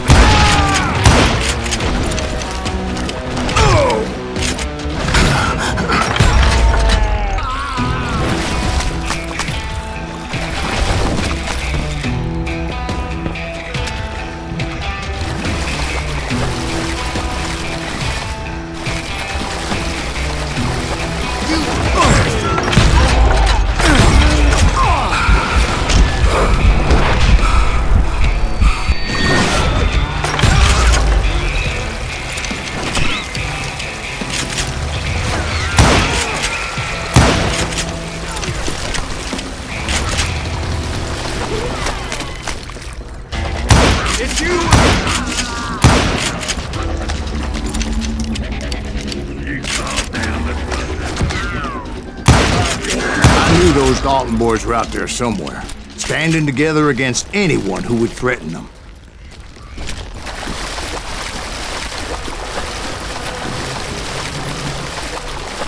And that's when I saw it. A goddamn steamboat. A steamboat in a swamp? Yeah, Steve, but this wasn't much more than a wreck, really. But how'd a damn steamboat end up in the swamps? Guess it floated off during the flood of '89. Now, was it a stern wheeler or a side wheeler? What? Does that really make a difference, Steve? It was a steamboat with a goddamn army on board. It was then that a fusillade of bullets come raining down from on high, and those vigilantes who accompanied me weren't anywhere to be found. But among those men that were shooting at me, I thought I saw some familiar faces.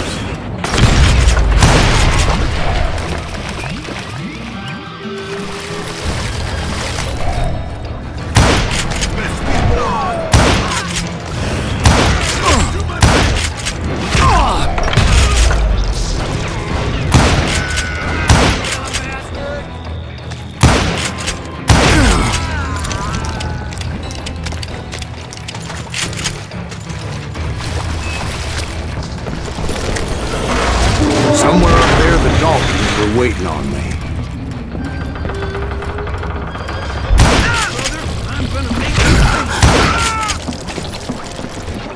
Sounds like you don't give up too easy. That's the kind of man I am, Ben. I set out to do something. I do it.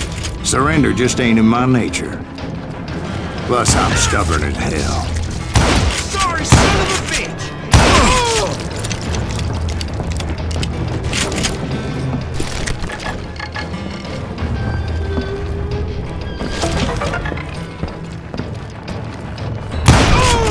Come on! Kill him!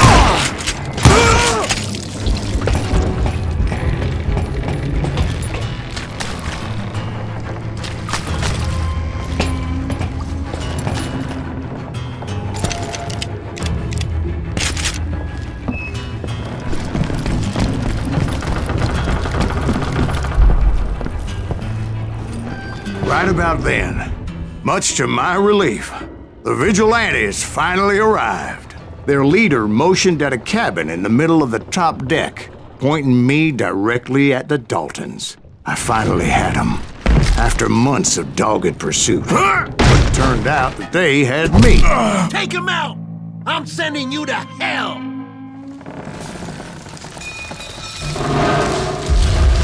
The Daltons had played me like a fiddle. Apparently, the vigilantes were on their damn payroll. They didn't just want to shoot me. They wanted to burn me alive.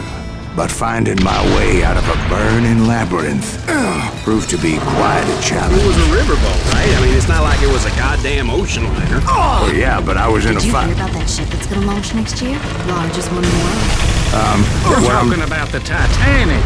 If you ask me, it's too blessed good. I don't think it'll even float. So anyway... Don't be stupid, Steve. They know what they're doing. They say that the Titanic is unsinkable. Oh, God. But getting back to that steamboat, how'd you get off it, Mr. Breeze? I took in a lot of smoke that day, so I admit my recollection might be a bit hazy. But somehow I managed to finally disembark. It was time to settle this once and for all.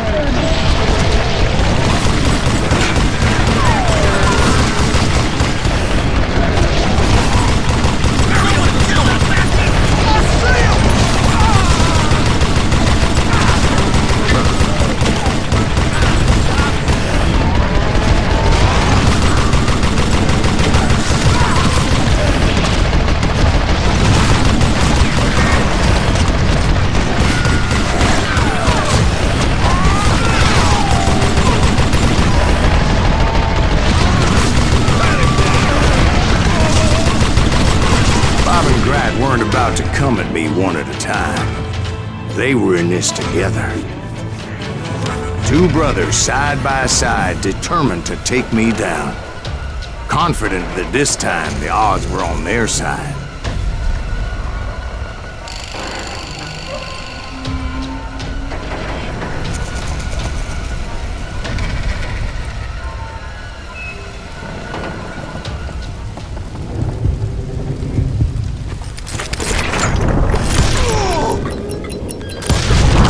They got it wrong. A sad end for those two. If they'd only known that Emmett was still alive despite his wounds. Paroled 14 years later. My own brothers died tragically as well, truth be told.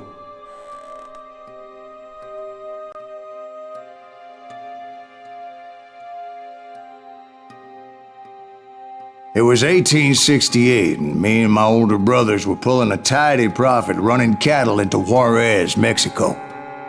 One night after my brothers retired for the evening, I found a little poker game in a cantina with a couple of cowboys. And I just couldn't lose.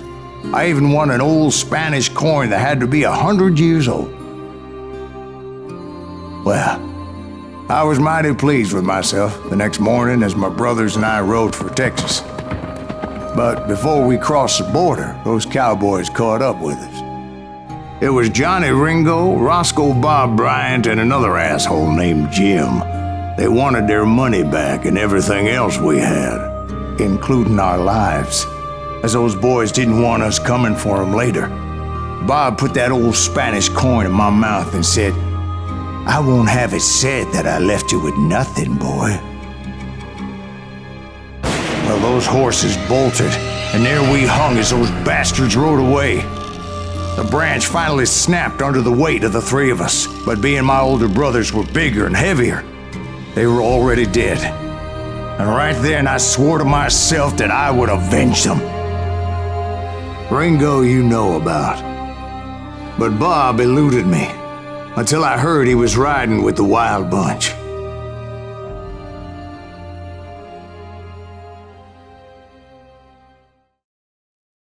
I'd been on their trail for months, ever since they left their hideout in the Bighorn Mountains.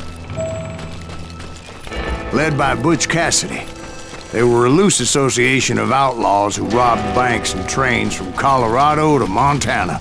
Among them was the Sundance Kid, and that murderous hombre I was tracking. Roscoe Bob Bryant.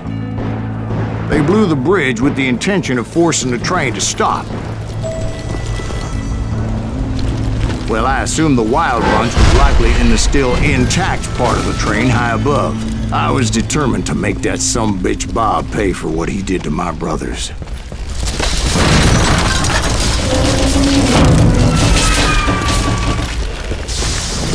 I found the device they used to blow the tracks, so I knew I was headed in the right direction. My ears are still ringing from blowing up that bridge. Well, I made my way off unscathed and came upon a few members of the gang and had no choice but to dispatch them. From there, I had to negotiate an even more precarious route.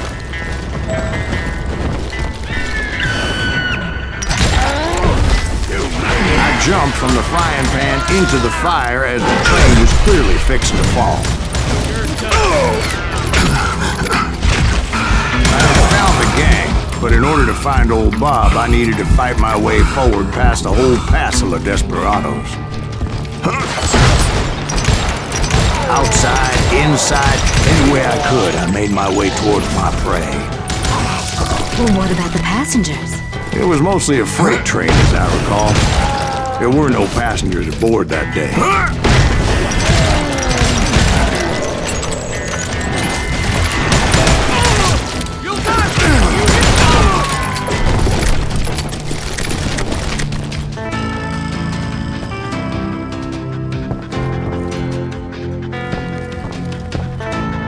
As I mentioned before, I am not fond of heights, but I was too busy dodging bullets to worry about falling to my death. Odds were I was likely to die that day anyway, so I was determined to take down as many of those bastards as I could.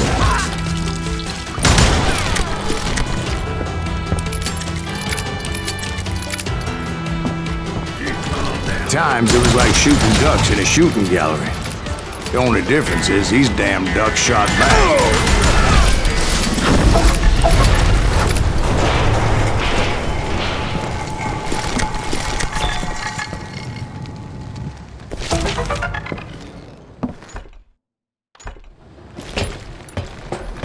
I kept hoping the law would show up and give me a hand. You mean like that giant Pinkerton posse that I read about? Did they come riding in, guns a-blazing to help?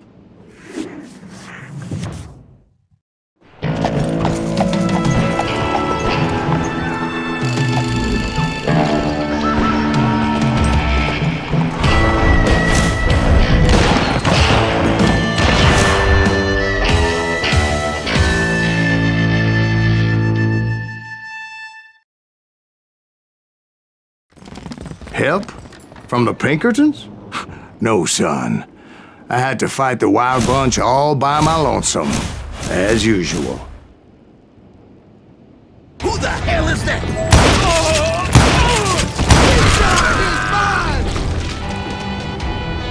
Take cover! Retreat! Retreat! He's killing everybody! Hell's a coming! He'll kill us all! Run! I'm gonna blow your damn...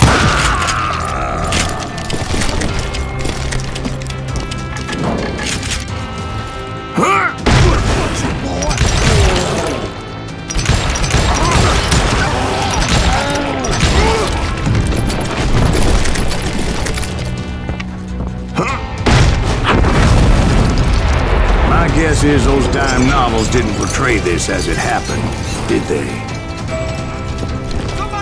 Only a few stragglers were left. I had to cut them down pronto if I was going to stay on old Bob's trail.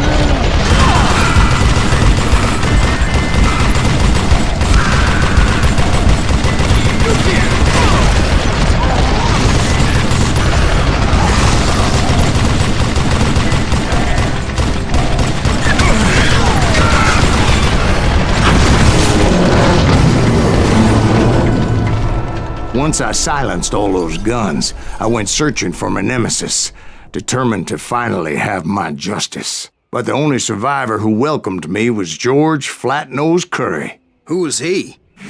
The fastest gun in the gang. Right after Sundance, I mean.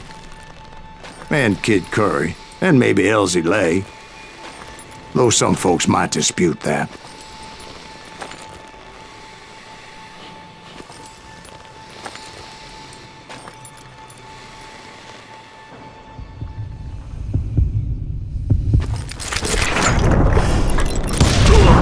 On that very same day, Butch Cassidy and the Sundance Kid decided to leave the Wild Bunch behind and decamped for South America.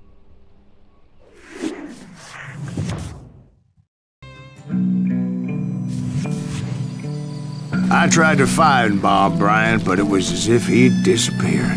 Sometime later, I heard the Wild Bunch was back together. Kid Curry escaped from jail, and now he was running the whole shebang. So I took to their trail, as I was still in pursuit of my brother's killer and hoped that he was back with him. That Kid Curry's kinda crazy, ain't he?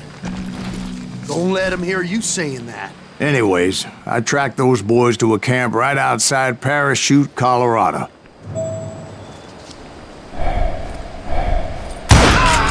Being outnumbered, I didn't bother with the warning shot. I just started taking those bastards down.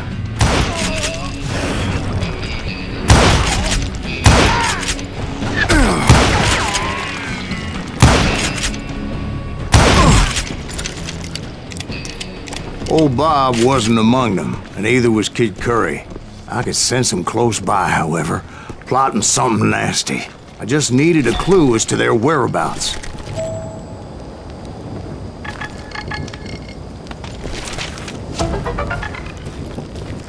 And I found one. A map with their bold plan clearly marked. This time they were fixing to blow up a train trestle. Property of the Union Pacific.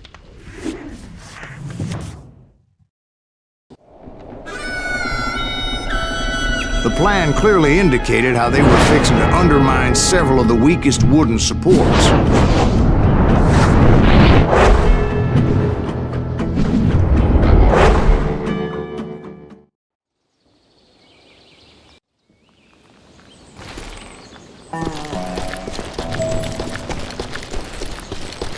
Kid Curry was considered the wildest of the Wild Bunch. It was said that he fathered 85 bastard children, though some say it was only 5. Kid Curry had bragged to a whore how he was gonna rob a train heading to the U.S. Mint in Denver. And that whore, Fat Sally, she told me. The bridge was rigged with dynamite, so I decided I'd best be careful confronting those bastards.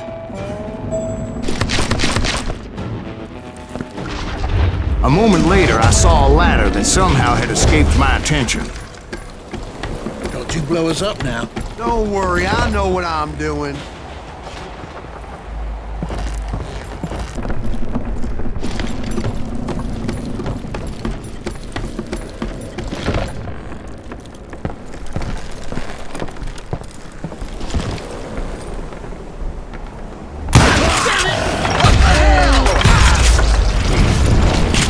But the Wild Bunch did not take kindly to my presence and attempted to blow my head off. It appeared the kid had found a number of new recruits to bolster their ranks. Guess there's always desperate men willing to trade their lives for stolen treasure. What happened next?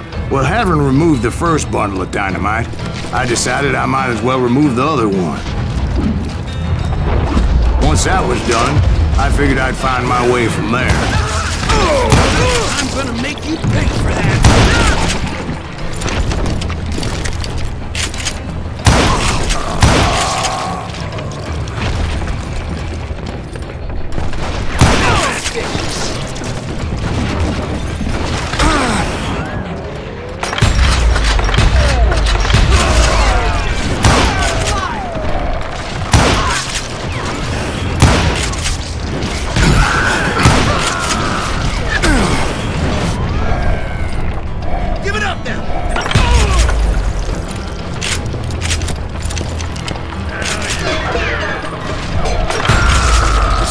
What happened then?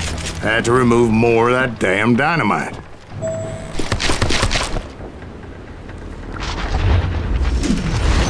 It must have been terrifying trying to make your way across.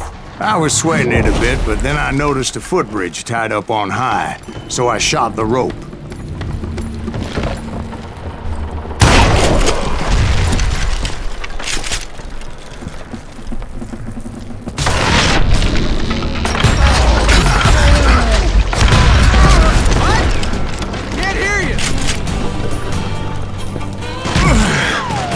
So that was all the dynamite?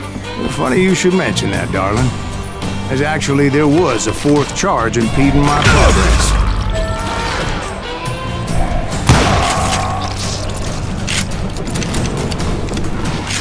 Once I removed it, my path was pretty clear. I'm going out. Take it with me. I'm gonna hurt you bad.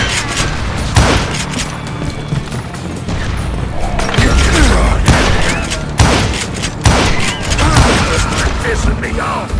You ready for a belly full of buckshot? Still stand.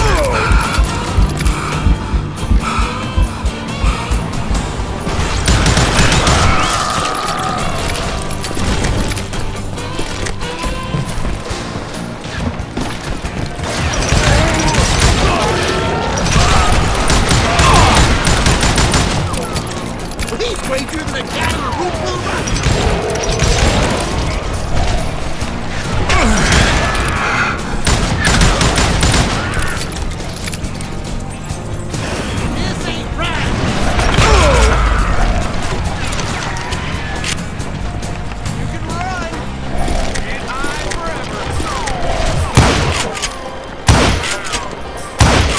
Killing me.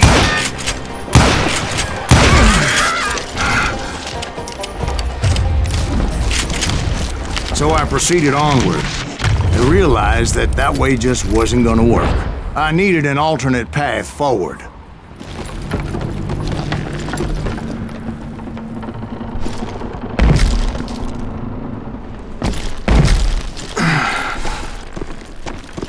Luckily, I found a cave, and as I made my way back to the bridge, I saw something that concerned me. It was a long, burning fuse, and it was moving fast as hell. I had to catch it.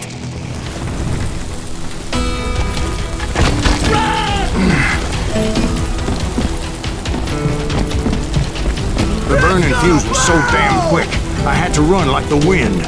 I almost had it, but no. Thought I was gonna have a coronary when I lost sight of those sparks. My heart was pounding like a sledgehammer. I knew that failure meant boom. Then, finally, at the last moment. Whew.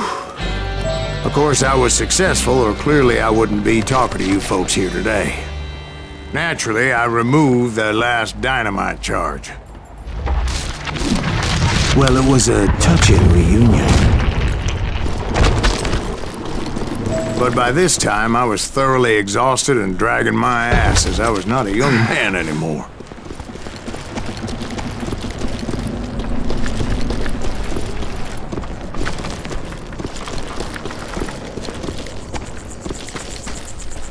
Kill that SOB! Make him bleed! Send him to perdition! Finally, I found those boys. Or more precisely, they found me. Who's crazier than Kid Curry asked me? Nuttier than a damn fruitcake!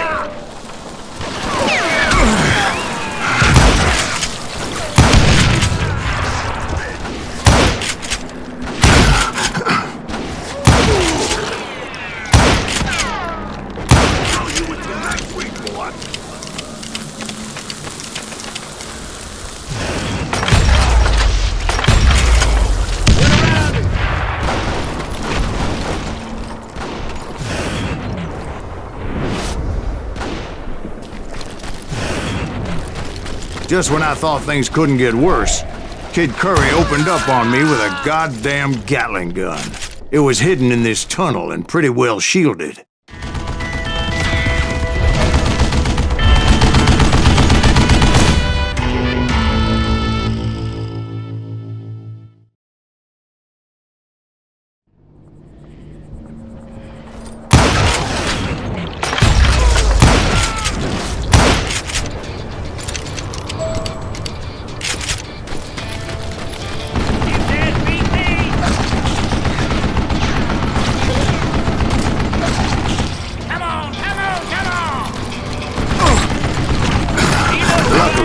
located some dynamite.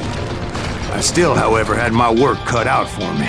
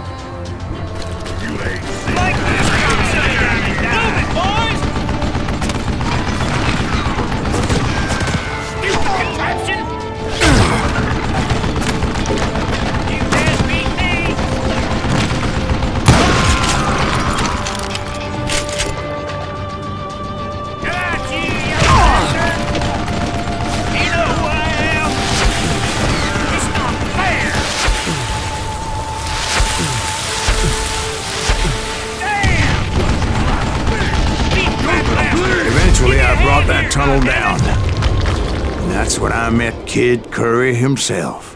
He had decided to stop pussyfooting around and deal with me personally. Gonna cut you a new smile.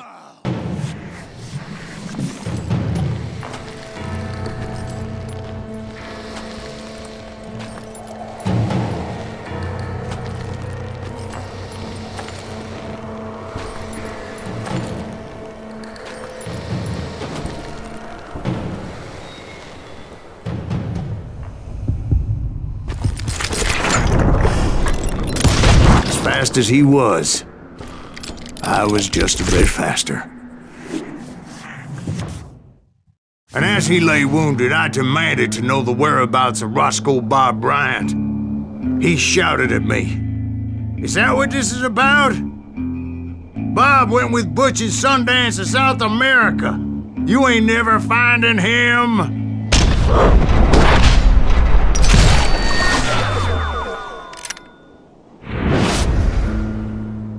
Those were his last words.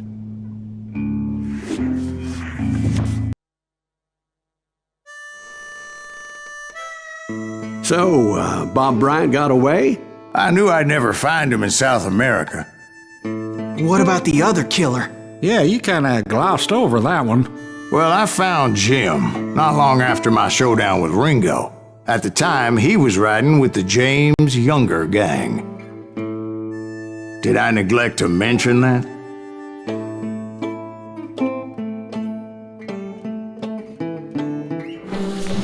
Jesse James? The greatest outlaw who ever lived?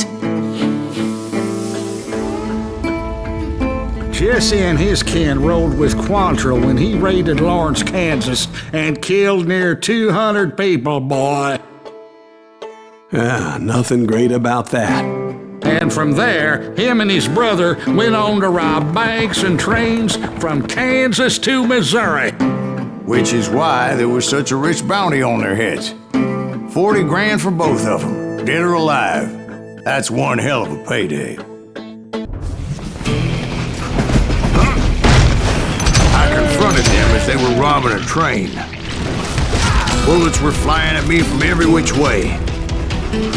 But I knew I'd have to fight my way forward if I was gonna find this Jim.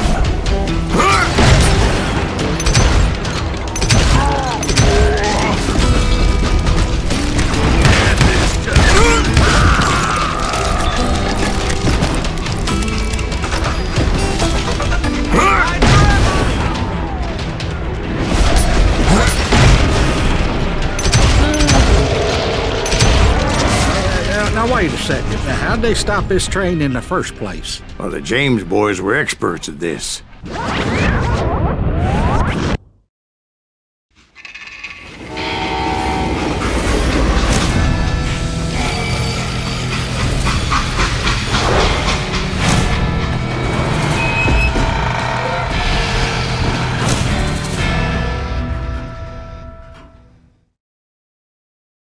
They hopped a freight train, having heard, There was a big payroll in the express safe, so I hopped the same train.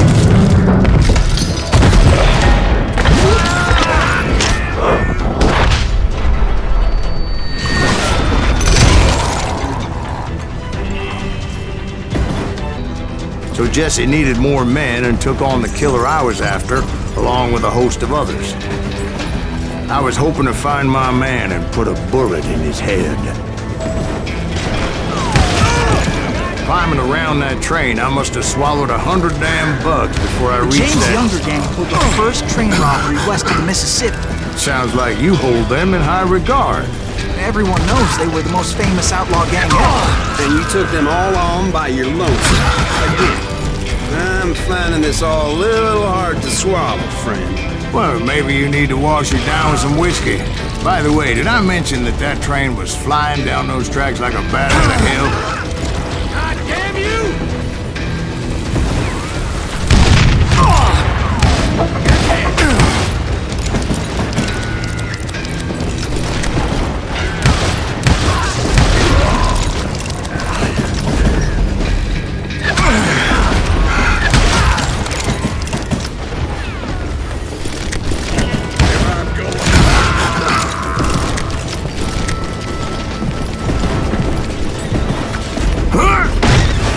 Anyway, excuse me, Ben. Where would I find the gentleman's facilities? Suddenly I have an urgent need to drain my one-eyed snake. Well, I've had more than a few drinks, and I've been sitting here for quite a spell. Right through there. Let me show you. Huh? I never heard so much malarkey in my life. You think he's bullshitting us? You don't think he's Silas Greaves? I think he's just some old drunk looking for some free liquor. I don't know, Jack. I think I believe him. You don't think he met Jesse James? Oh, you gotta be kidding me. That story makes no sense at all. Jack. I mean, you gotta be 2 bricks short of a load to believe that cock and bull story. I don't agree. Jack, lay off the You boy. seriously think that tired old man went toe-to-toe with Jesse James? Well, that's better. Did I mention that this Jim was married to the infamous Belle Starr? Of course, I didn't learn that until later. Anyway, I made my way forward the best I could. Around the sides, over the roof. At some point, some sumbitch saw me and shouted out, "It's the damn Pinkertons!" It's the damn Pinkertons! Now, I never worked for that limey cocksucker, but I guess they assumed I was one of his assassins. Those evil bastards firebombed Jesse's mother's house and killed his stepbrother. So it's no wonder each and every asshole on that train wanted me dead. Everybody's always mistaking you for somebody else, aren't they? Why is that, I wonder? Don't rightly know, Jack. I'm just telling you how I remember it. I bet you are.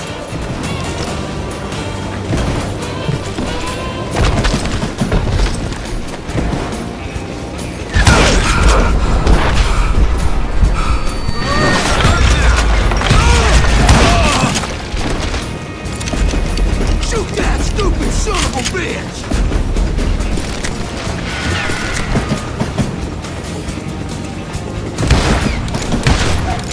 You don't want to mess with us! I came across a flat car piled high with logs and had to come up with a creative way to make my way forward.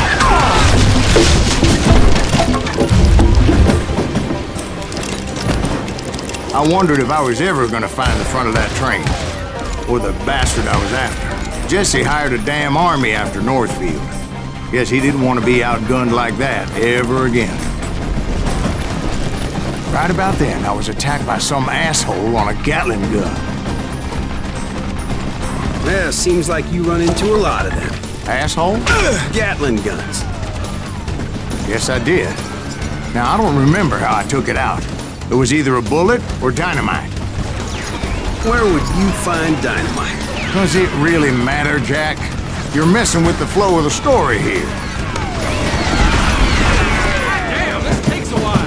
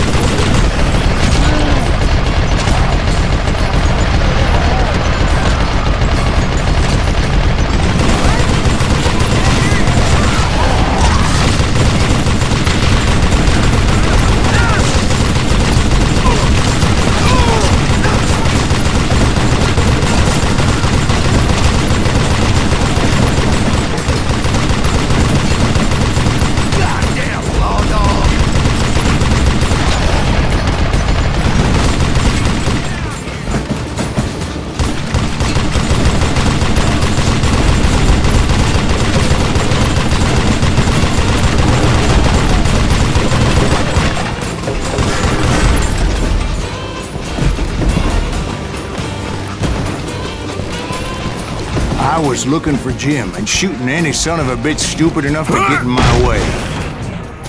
And that included Jesse James himself.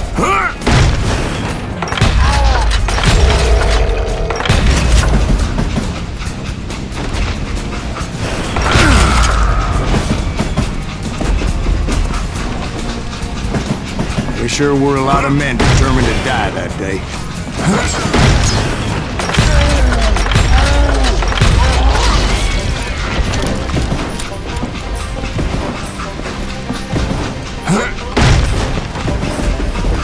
It was then that Jesse detached the express car from the rest of the damn train. I could see Jesse waiting for me, fixing to kill me so he could get away with all that money.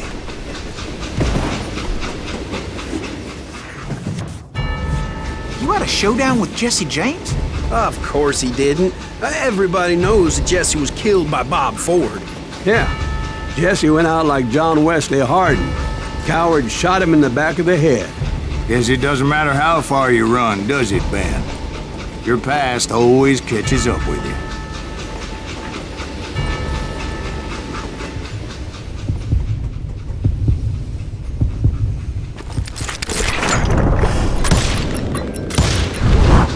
Yeah, I didn't kill Jesse James. Just wounded him bad enough to convince him to hang up his guns. What about that Jim fella? What happened to him? I figure he was up front with a gun to the engineer's head. That bastard slipped. After my showdown with Jesse, I continued to track his brother, Frank, and that son of a bitch, Jim. I followed those bastards into the high mountains as they were going to ground. What mountains would that be? Somewhere in the Ozarks, I believe. The perfect place to hide out from the authorities. In fact, before I could find them, some Indians who fled the res and were hiding out from the military found me first. They probably thought I was a cavalry scout and didn't want me telling the military where they were. Indians? Yeah, they could have been Cheyenne, but there was all sorts of renegades roaming the landscape back then.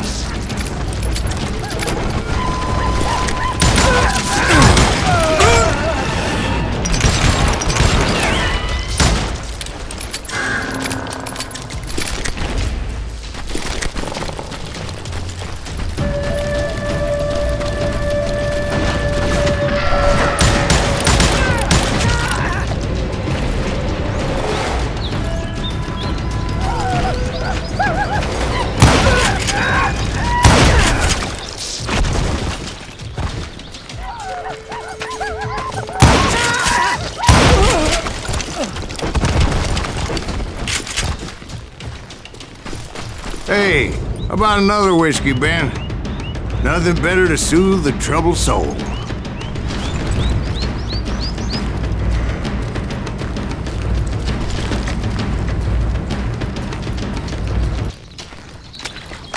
Now, where was I? Indian tribe. I had more than my share of run-ins with the red man. Like that time... Did I tell you about Grey Wolf? Yes, sir. You did. Of course I did. In fact, I could still remember that old medicine man's words to me. Jesus Christ, we're back to that again. You carry great darkness in your heart. It will claim your soul. You will come to this place again and kill many more men.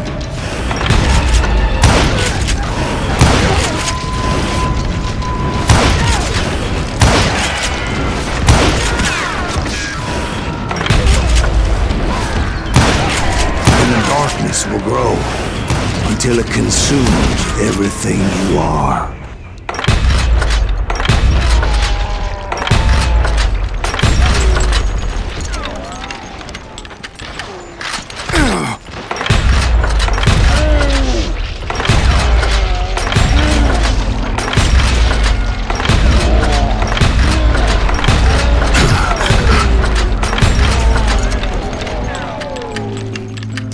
So, did you ever find him? Who? The man you are after. Let me ask you something, Ben. Do you ever think about death? Mr. Greaves, are you all right? Oh, dear. Oh, dear. Won't you spare me over till another year? What is this that I can't see with ice cold hands taking hold of me? Well, I am death, none can excel. I'll open the door to heaven or hell. Oh, death, won't you spare me over till another year? So are you gonna answer the question? What question is that? Jim Reed. Did you ever find him?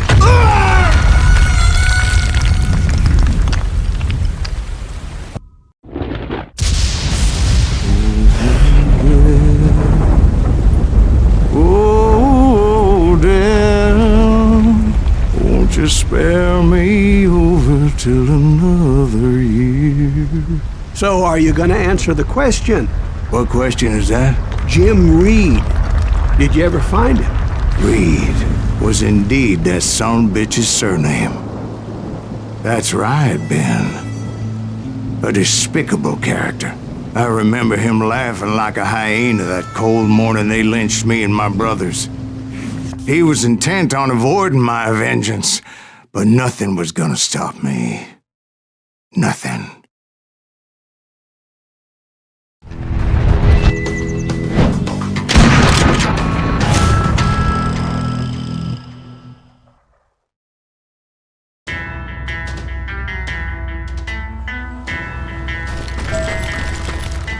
I finally did track those outlaws down.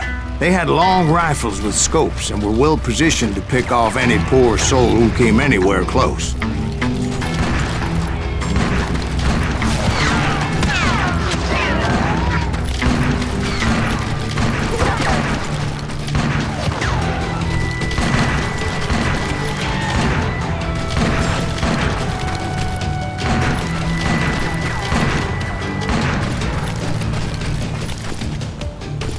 I'm guessing Frank James believed I was responsible for the demise of his brother Jesse. I couldn't really disagree with the man, as I thought Jesse was dead then as well.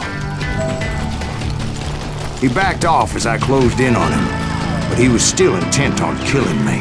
And when I closed in on him again, he backed off again, looking for a better angle on me. Well, I can't fault Frank for wanting his revenge, as I was there for the same damn reason myself. At this point, I'm guessing you think Silas Greaves is a worse murderer than Jim Reed ever was. No, sir. A man who spent half his life killing somebody's brothers, fathers, sons. I think you were just looking for justice, sir. Is that what I was looking for, Dwight? Is that what it was? It was a pitched battle that could have gone either way. Luckily, I had some dynamite in my possession. Dynamite? On your person? A few sticks, just in case. It's always good to be prepared. Right. I'm just laying out the facts as I remember them, Jack.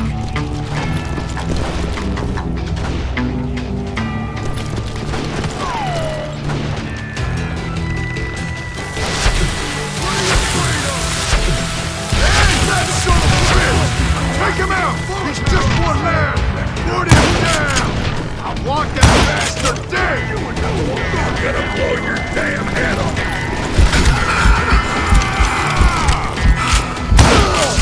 Gonna cut you! Die!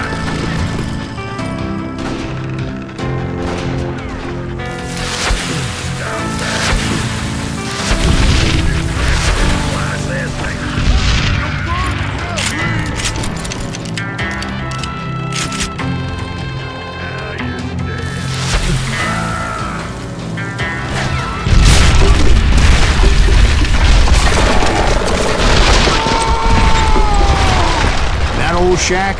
Well, it went tumbling right off that cliff. With Frank James still in it? Yes, sir. But Frank James is still alive, living in Missouri. showing folks around the family farm for 25 cents a tour. I didn't say he died in the fall, now did I?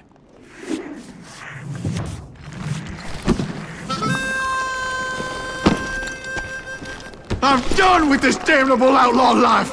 Kill me, don't kill me, do what you will! At this point, I just don't give a shit!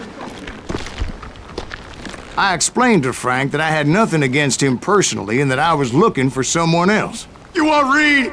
Have at him! I never did like that bastard! I am done here! We parted in peace as Frank pointed out the path to my prey before making his way back down the hill.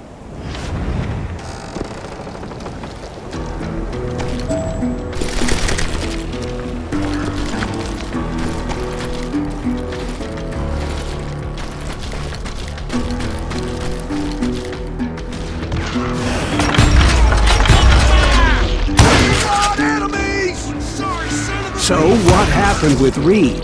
Well, I finally found the last of the gang hiding in a nearby cave. First, I had to dispatch the lookouts, as I was determined not to let that murderer escape my revenge again.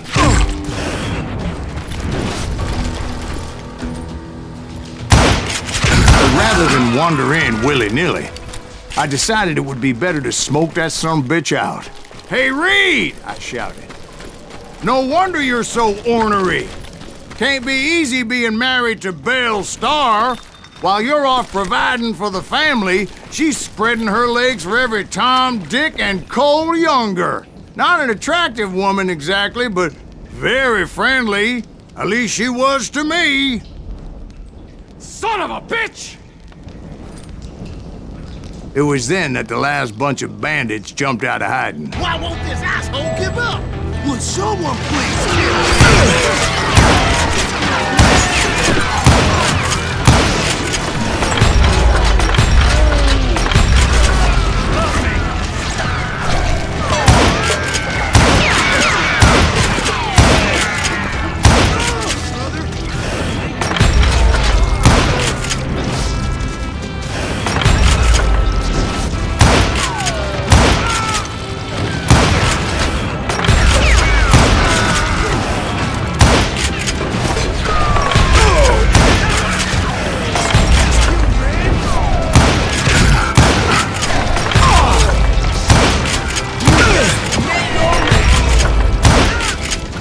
Eventually, it was just me and Reed.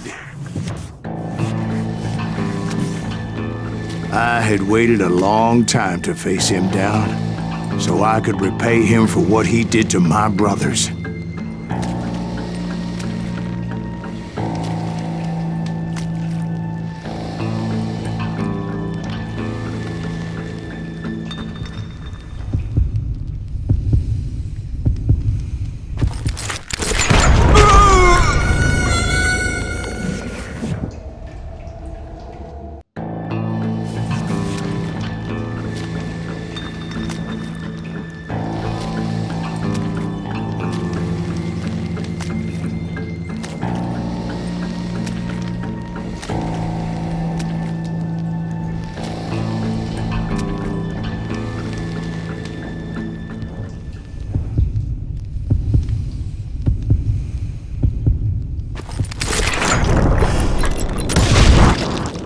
And repay him I did. Well, I don't know about you boys, but I'm pretty beat. Well, it's too damn bad you never found that Bob character. Seems a shame you never had to pay. Well, funny thing about that, I did have one more chance at him.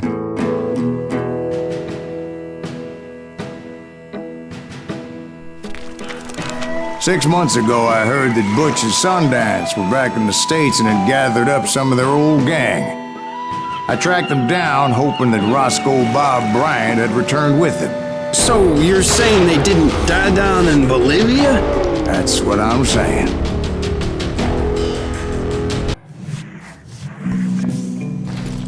"40 years I had waited to get my hands on the last of my brother's killers.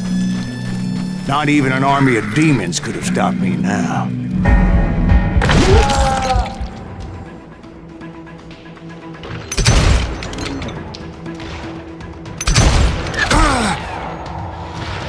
Johnny Ringo and Jim Reed fell fairly quickly.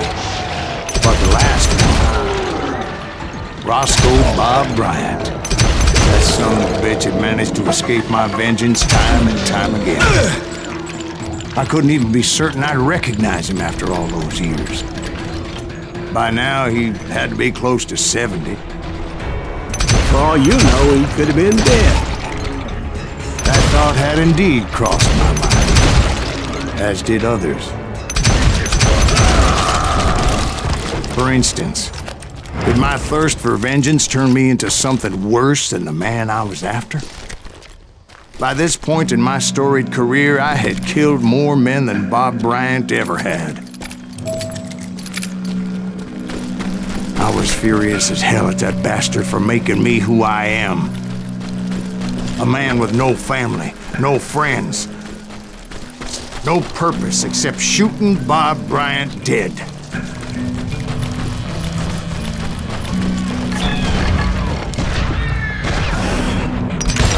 Nothing could stop me from taking his life. I'd been after that killer forever. From the time I rode with Billy the Kid. But that chapter of my story you already know. Chapter of that fairy tale, you mean? Suddenly it was 1910. There I was, an old man roaming a ghost town dead almost 2 decades. The town was falling apart, just like me.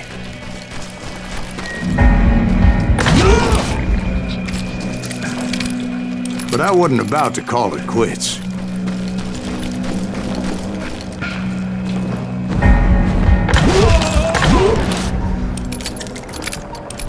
Even though the ghosts of my dead brothers were begging me to end what I started so long ago.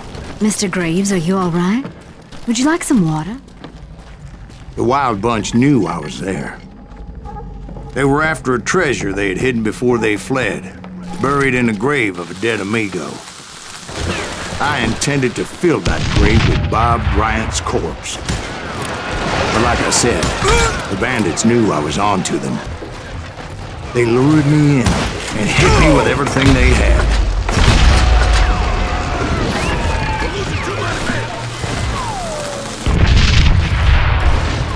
That old fart ain't right in the head.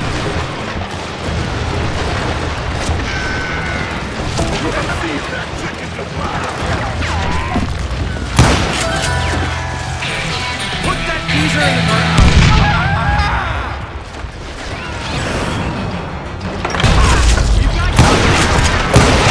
You obviously prevailed since you're sitting here telling me. Actually, in that moment, I did not prevail. So I suppose we're talking to a ghost. Funny you should put it like that, Jack.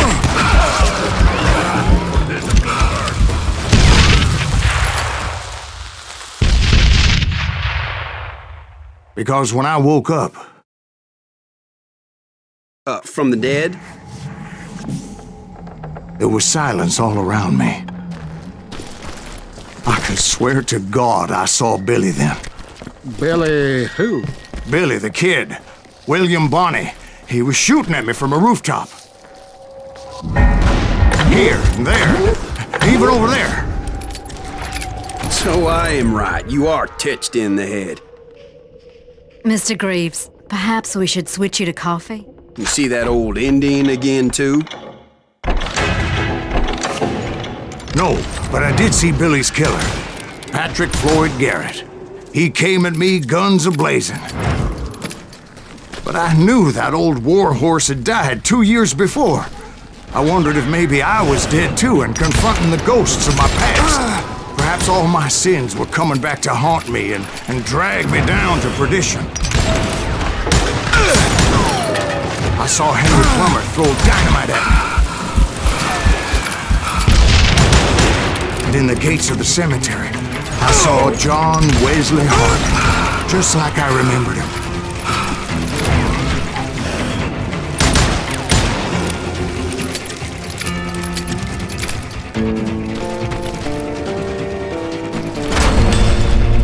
Robert Ollinger appeared with his terrible double-barrel shotgun.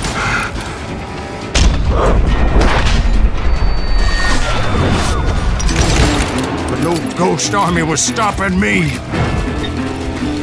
My father-in-law got hit with a falling branch. He spent the rest of his life talking to dogs.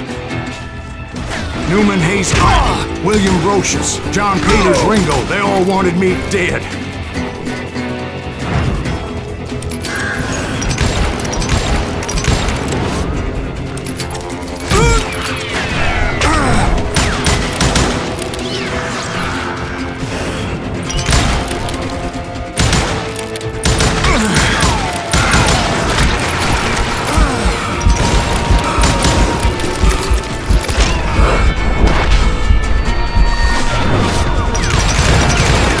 The Dalton brothers, Robert and Grattan, guardians of the Garden of the Dead.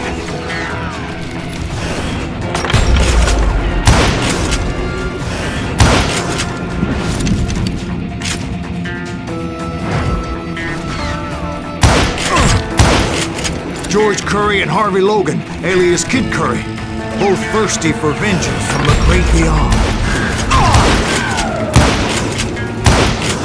Jesse, Woodson, James, and Jim Reed. Each one deader than the next. I thought I would go crazy. Thought?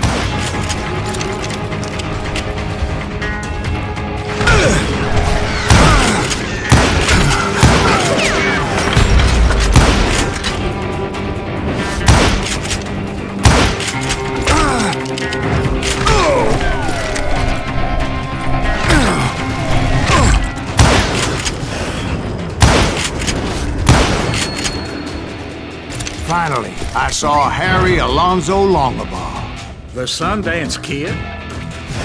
Like a general leading his legion of the dead. You told us before that you'd see him alive.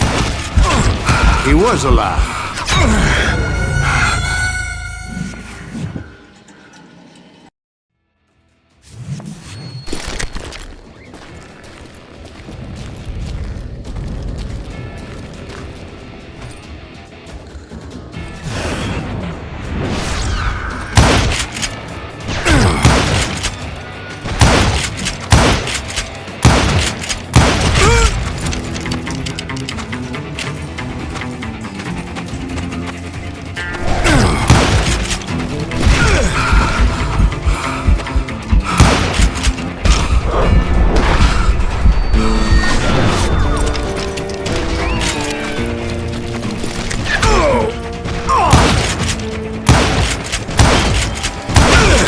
Then I heard a voice call to me from afar. It was Robert Leroy Parker, a.k.a. Butch Cassidy, coming at me from out of the fog. Thanks for taking care of that bastard.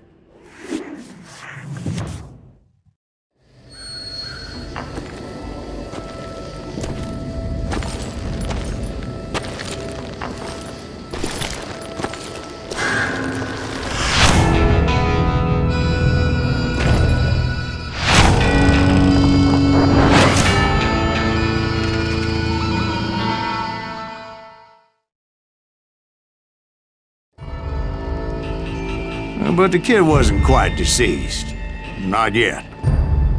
Takes more than one little bullet to kill the likes of me, partner. Those two looked like they hadn't seen each other for quite a while. Clearly, they were no longer amigos. Shit.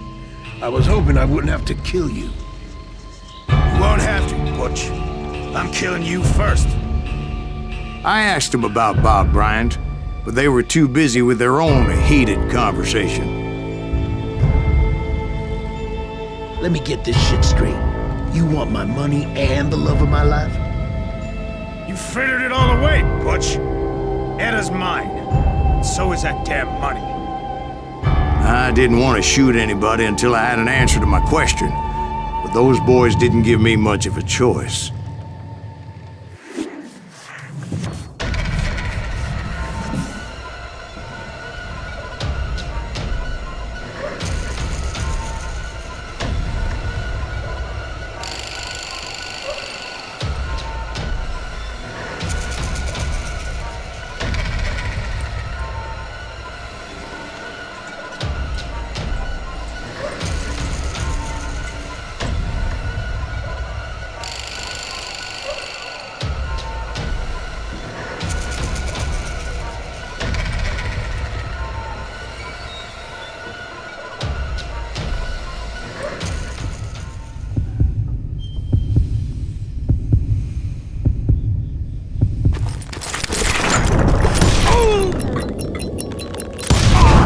Butch Cassidy and the Sundance Kid died there in that cemetery not 6 months ago. Butch Cassidy and the Sundance Kid were killed by the Bolivian army. Everybody knows that. That's the legend, but it ain't the truth. So, you never found Bob? There is no Bob. This old sumbitch ain't even Silas Greaves.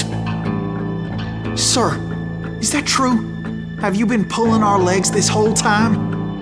Well, not the whole time. Oh man, I think you've worn out your welcome here. Maybe you're right, Jack. Maybe it's time to pay. You see, Ben, or should I say Bob, your past always catches up with you. I was a different man back then, crazy. Drinking, I've changed my ways, I swear to you. If I could turn back the clock, But you can't, Bob.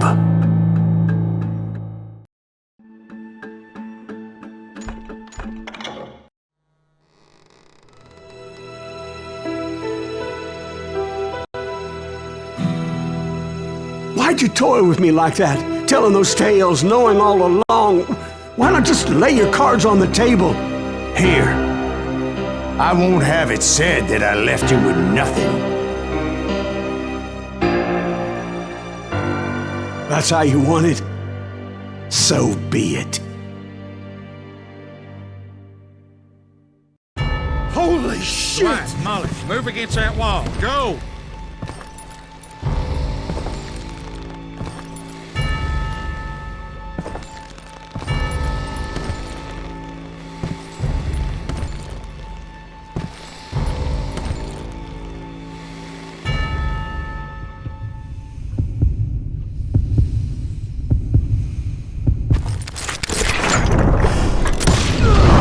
Oh my God! Oh, Jesus!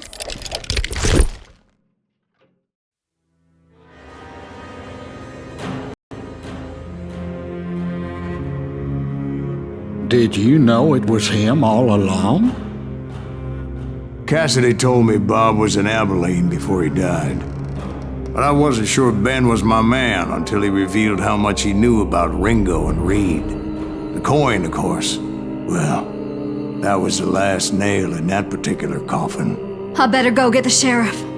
You okay, boy? You're looking mighty shook up.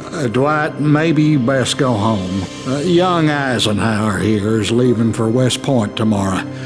He shouldn't get caught up in something like this. I think I might head out myself at this juncture. Unless you want to stop me, Jack. No, sir, Mr. Greaves. So where you going now? Now that you had your revenge? Doesn't really matter, does it? As I've sold my soul for it, and will never again walk with those I have lost.